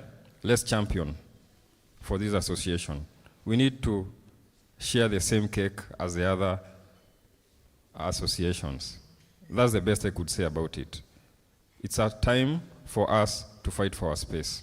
I'm sure most of you are aware last year, towards the end of last year, what happened in terms of some of our buildings collapsing. And I believe that gap should have been filled with us as construction managers. I believe if we have clients or developers here, they would feel our need and our value in managing construction projects. Thank you, BuildHer, for what you're doing. Thank you very much through the CEO and the founder. You're doing quite a recommendable job. We've worked together with Wire, and I believe we've started a partnership with you. And I believe the space of a woman in construction is very, very important. What a man can do, a woman can also do, right? I know most of you manage sites, and most of the key leadership and the key personnel are men. But I believe women are also taking up that space, and they are doing better.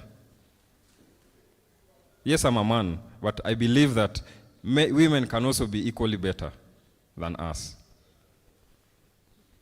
And it's one of the best way to appreciate our women in the society, by allowing them to take up the mantle of managing our construction sites, right? Being better construction and project managers. And as a message from the summit or from the council member, they really appreciate this initiative, and they are really together with you in this journey. Going forward, we are going to have a formidable partnership. That one I assure you. And I would request most of you who are not members of the association, kindly, let's join hands. And beginning Friday, we are going to get our space. I assure you that. I don't want to take much time. The association, much of the association's information, you can get it in the website, the requirements of registration, the events that we've done. We just ended our CPD workshop with our partner, Zenith. We also have MRM, who are also our partners. And we have a couple of events that are planned for the next few months. We're having a Koroga event. We're having a CSR. We're going to have a students' competition. And I'm sure some of the students who are here have received the emails on the student competition, what it entails. We always organize student competition with the various universities. We expose them to the practice of construction in the industry. We give them some questionnaires. We evaluate them and we award them.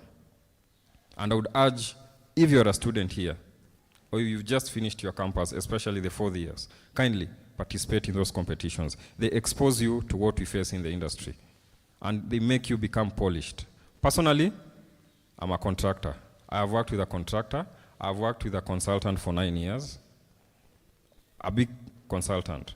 And I would say the level of exposure that I've had is immense. And the most important thing I always tell the graduates is start as early as 2nd year or even 1st year. Get internship, get attachment, have the skills in your fingertips. Having a skill in your fingertips is something you own. No one can deny you. If you know how to do a setting out of a building, no one can deny you that skill. Have the skills in your fingertips, and I'm certain you'll be polished as a construction and project manager. I don't want to take much time. My apologies once again for coming in late. And going forward, as an association, we are there to champion for your existence in the construction sector in Kenya. Thank you very much.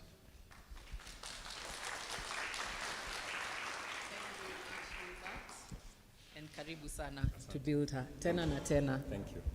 And thank you very much to everyone here. We would like to wrap up the session now. This is the very last session. Why am I using 2 mics?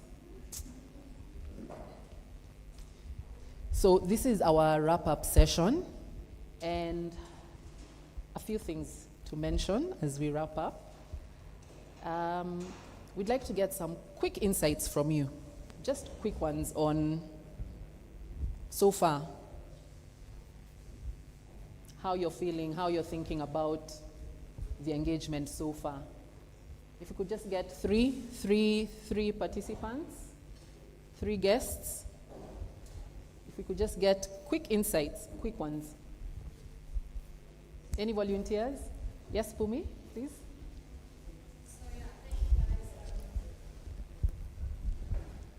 Thank you, Boda and Kawira, for the invite. It really has been insightful for me. So I come from the development background where I'm the developer that sources the land and tells the people what I want. And at the end of the construction period, I want my key and I want to trade.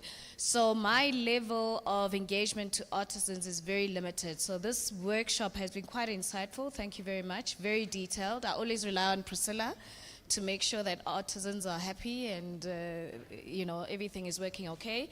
And yeah, it's been a great morning. It's been an insightful day from someone at my level who, as an individual, I've got a construction management, BSc construction management degree, but I've never been a contractor and I've never worked on site because of the challenges of getting into site, because of the challenges of actually being employed by a contractor. It has been very difficult, but I got the opportunity as a developer, and it's been really great to just see how the construction industry at an artisan level is starting to build her, is starting to influence and impact that level. So yeah, thank you very much. Thank you very much, Pumi. That's Pumi Lukele. Anyone else?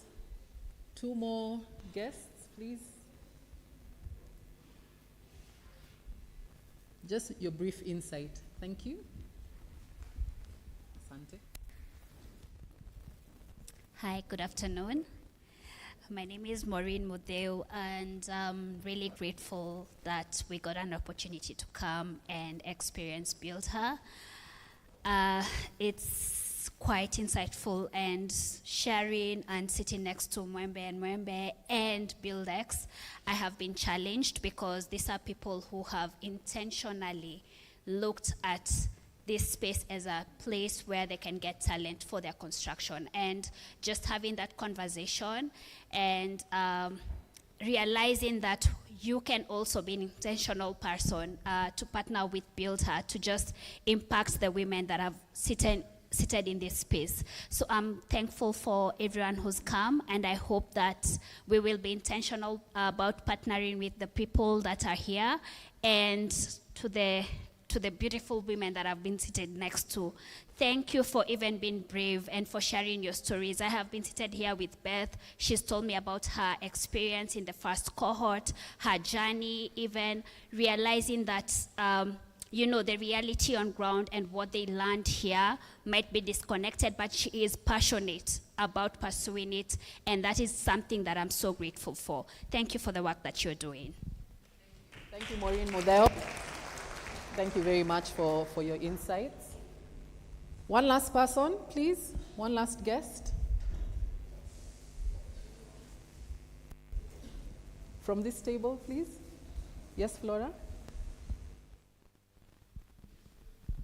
Sema ni asante kwa kuja kutufunza vitu mingi. Tumepata kujua vitu mingi kutoka kwenyu venye sisi waajiri wetu wenye wamekuja hapa wenye wametuajiri na wenye kama sisi tumeajiriwa, tumepata kujua vitu mingi yenye wanatakanga waajiri. Tena tumepata kulearn vitu mingi kuhusu kazi, vile tunafai tujifunze kikazi, vile tunafai kuongea kwa kazi, tena kujifunza kuongelesha mdosi wetu vizuri. Tena kitu kingine ni tumepewa pongezi sana juu sio wengi wenye wameweza kuja kututembelea kama nyinyi, lakini nyinyi mmejitolea, mmekuja kutembelea na kuja kutufunza vitu mingi. Asanteni. That's Flora Olwai, Joinery alumnus. So thank you for that, Flora. So in picking up from what Ilbert has mentioned, for us, we really appreciate collaboration. We appreciate partnerships. And so it means a lot that, in echoing what Flora has also said, that you've come here today. We appreciate every single one of you, and we say thank you very much for coming, because for us, it was about finding avenues to foster partnerships. Ilbert is talking about nurturing a partnership, and we're on board. We also want to nurture a partnership with ACMK. We'd like to nurture partnerships with you too, for those of you who are not our partners yet. So we are opening this door because, as mentioned through our concept note, as mentioned earlier, we are very interested in understanding what is it, how do we connect to you better? What is it you would like from us, so that we can add value to you, so that our artisans can readily step on your sites, like I mentioned earlier, be integrated into construction, and we can actually resolve the pain points that exist, not have them recur, but have consistency in performance, productivity, in everything that matters to you. So we are opening this door and we are saying, we would like to work with you. Tell us what you need. We are ready to improve where we need to improve. And so thank you for the feedback. And we'll soon have a feedback session through another survey that we're calling the post-event survey.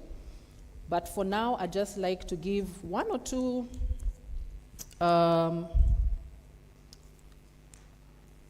results from the earlier survey that we did.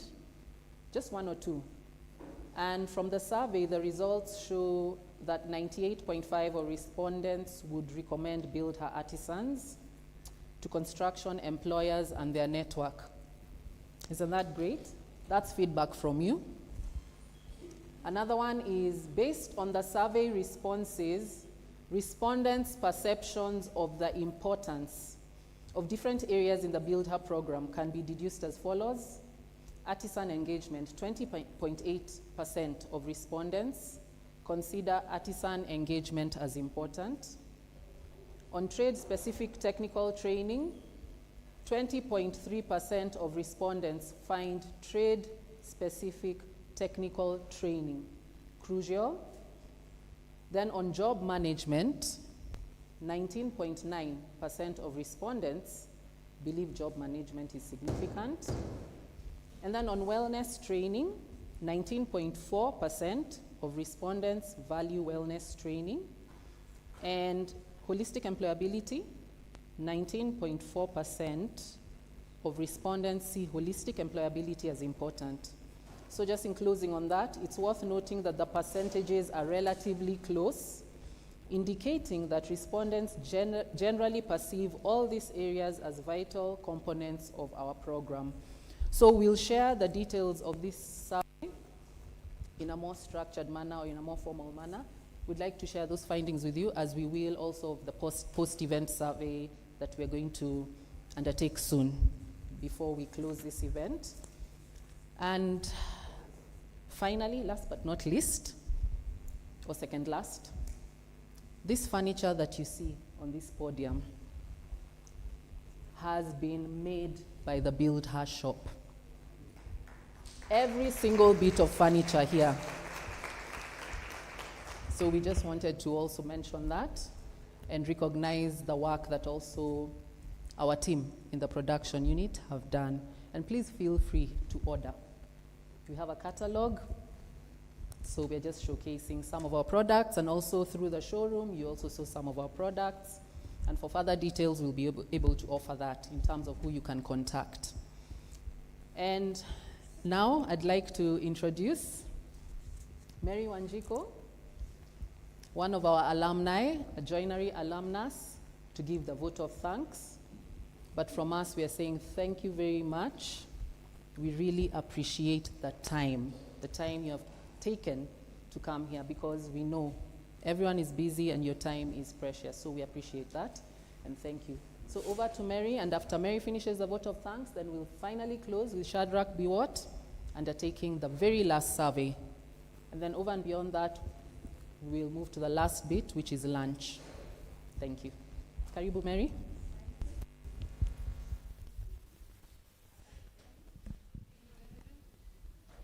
Are you good?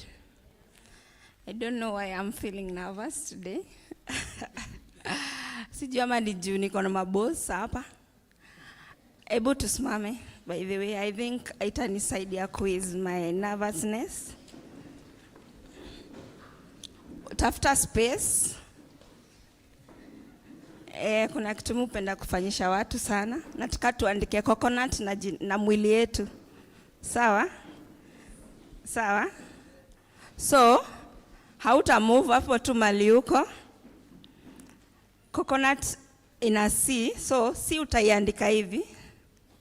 Sawa? C ni hivi. O, C, O, si ndio? Alafu? N. Sawa? U, alafu? T. Tuko pamoja? Umeshika? Umeshika ama nirudie? Nirudie? Should I repeat? We want... Okay. Okay. We want to write the word coconut using our body. Yeah, and I've demonstrated. The word C, you'll write it like this. C, O, C, O, N, U, N, T. Okay? Nipande hapa juu. Are we together? Should we start? Okay. C, O, C, O, N, U, T. Okay. So we are doing it the last time with a speed. Right? Tunaifanya kwa mara ya mwisho lakini na speed. Sawa? Haya. Are we ready? Are we ready? Okay, let's go. C, O, C, O, N, U, T. Thank you very much. You can have a seat. You can have a seat. Sasa niko sawa.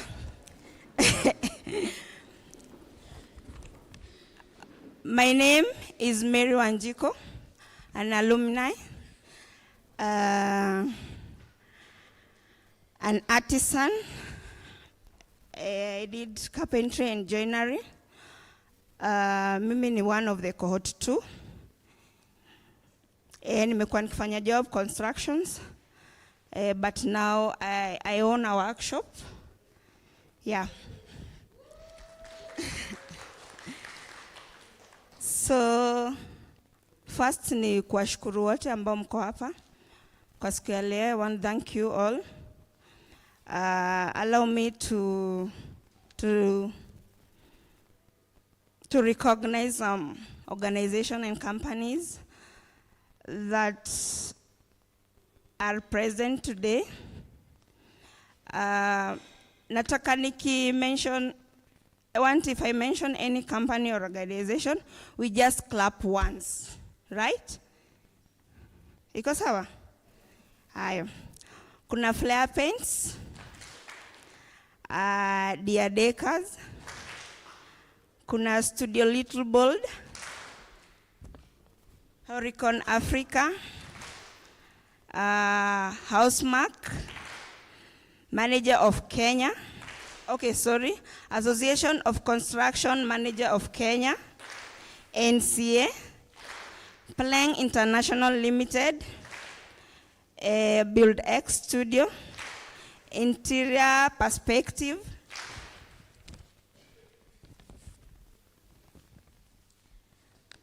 Beam Design Studio, GREA, GREA, Roda International Limited, Arc Construction, MOCO, State Department of Housing and Urban Development, Mwembe and Mwembe Association, MI Divas, Medra Construction, Embakasi CDF, Purple Dot International, Janet Duta, Interior Perspective. Yeah. Na all the alumni wenye mko hapa, we thank you so much for your time. We don't take it for granted.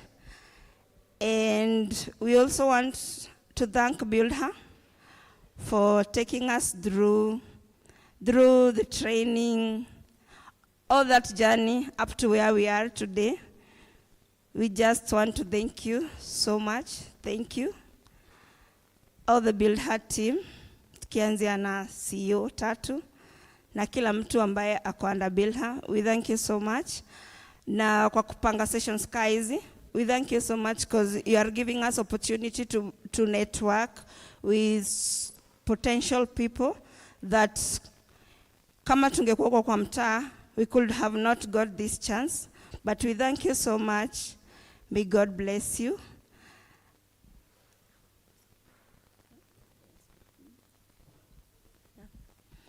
So, yangu ni hayo tu machache, nilikuwa tu niwashukuru na tuna hope ku work together na tuna hope mtaendelea ku network na BuildHer na kuita more and more artisans from BuildHer. Na hope nyinyi hamna zile perspectives zenye ziko na watu huko nje kuhusu women in construction, kuhusu women fundis, which tunajua tukikam kutafuta job kwa site zenyu mtatu accommodate. Thank you so much and God bless you.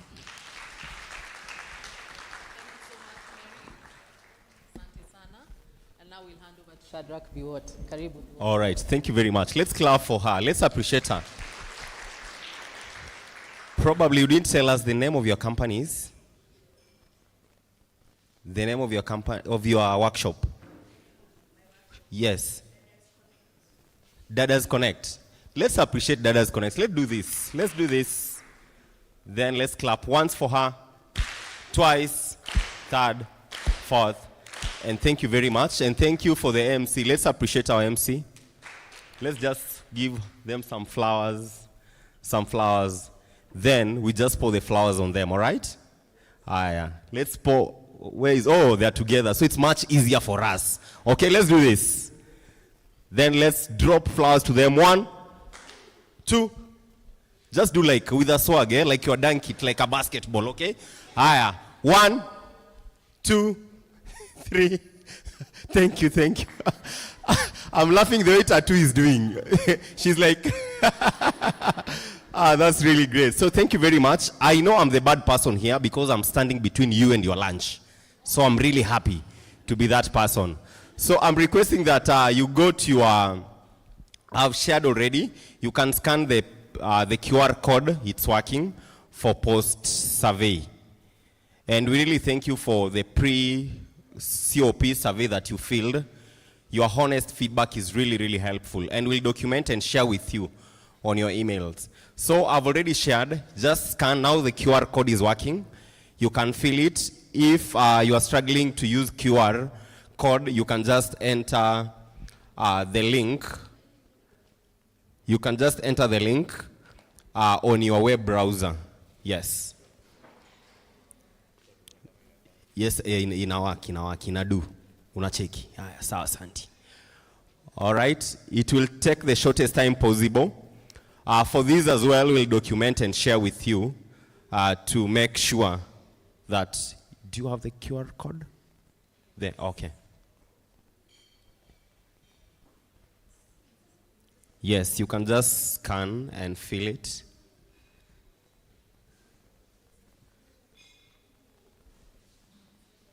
Oh, thank you. I have number 1 here. Let's clap for number 1 because of peer pressure, eh? Just clap for her. That means you guys, you are not feeling. If you can manage to clap, that means you are not feeling. Please feel. All right. 2 number 1s. That's table. Oh, that's great. So you'll be the first table to go for lunch. Yes. All right. 5 minutes, then we'll call it a day. 5 minutes.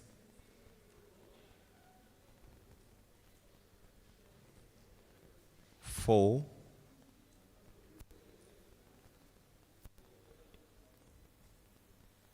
We'll appreciate 75% of your feedback. Will be cool. Oh, thank you.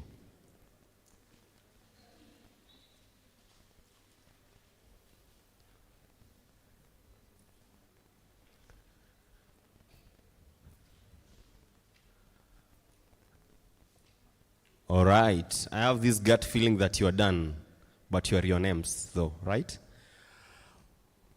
Are we through? Table 1? Table 1? Not yet? Are you through? Oh, awesome. Table 1 are done. Table 2? Table 2? Done. Table 3? 3? Done. Okay, table 4? Oh, you were done yesterday. That's a true lie, but we appreciate you. Okay, table 5? 5? Hey, I know the power of standing between people's and people's lunch. Table 5, are you through or ongoing? Ongoing. Okay, that project must be brought to completion. Table 6? 6? 6? Done. Oh, you're the first one. 7? All right, thank you very much. And lastly, table 8? 8? 8? Do you have table 8? I suppose we had. Oh, ongoing. All right, thank you very much. So we really appreciate you for your continuity. I'll invite the guest first to go and serve lunch. Then you can come and connect. After that, now we'll have the artisan to follow as well. So karibuni sana for lunch. I'm no longer an obstacle between you and your meal. So DJ, you can do whatever you did recently in Rwanda, eh? You know these people. And before you go, please, let's appreciate the tech team. Let's appreciate the tech team. Let's appreciate them. We haven't had any technical glitches, so we really appreciate you guys. You've done great work, and thank you so much.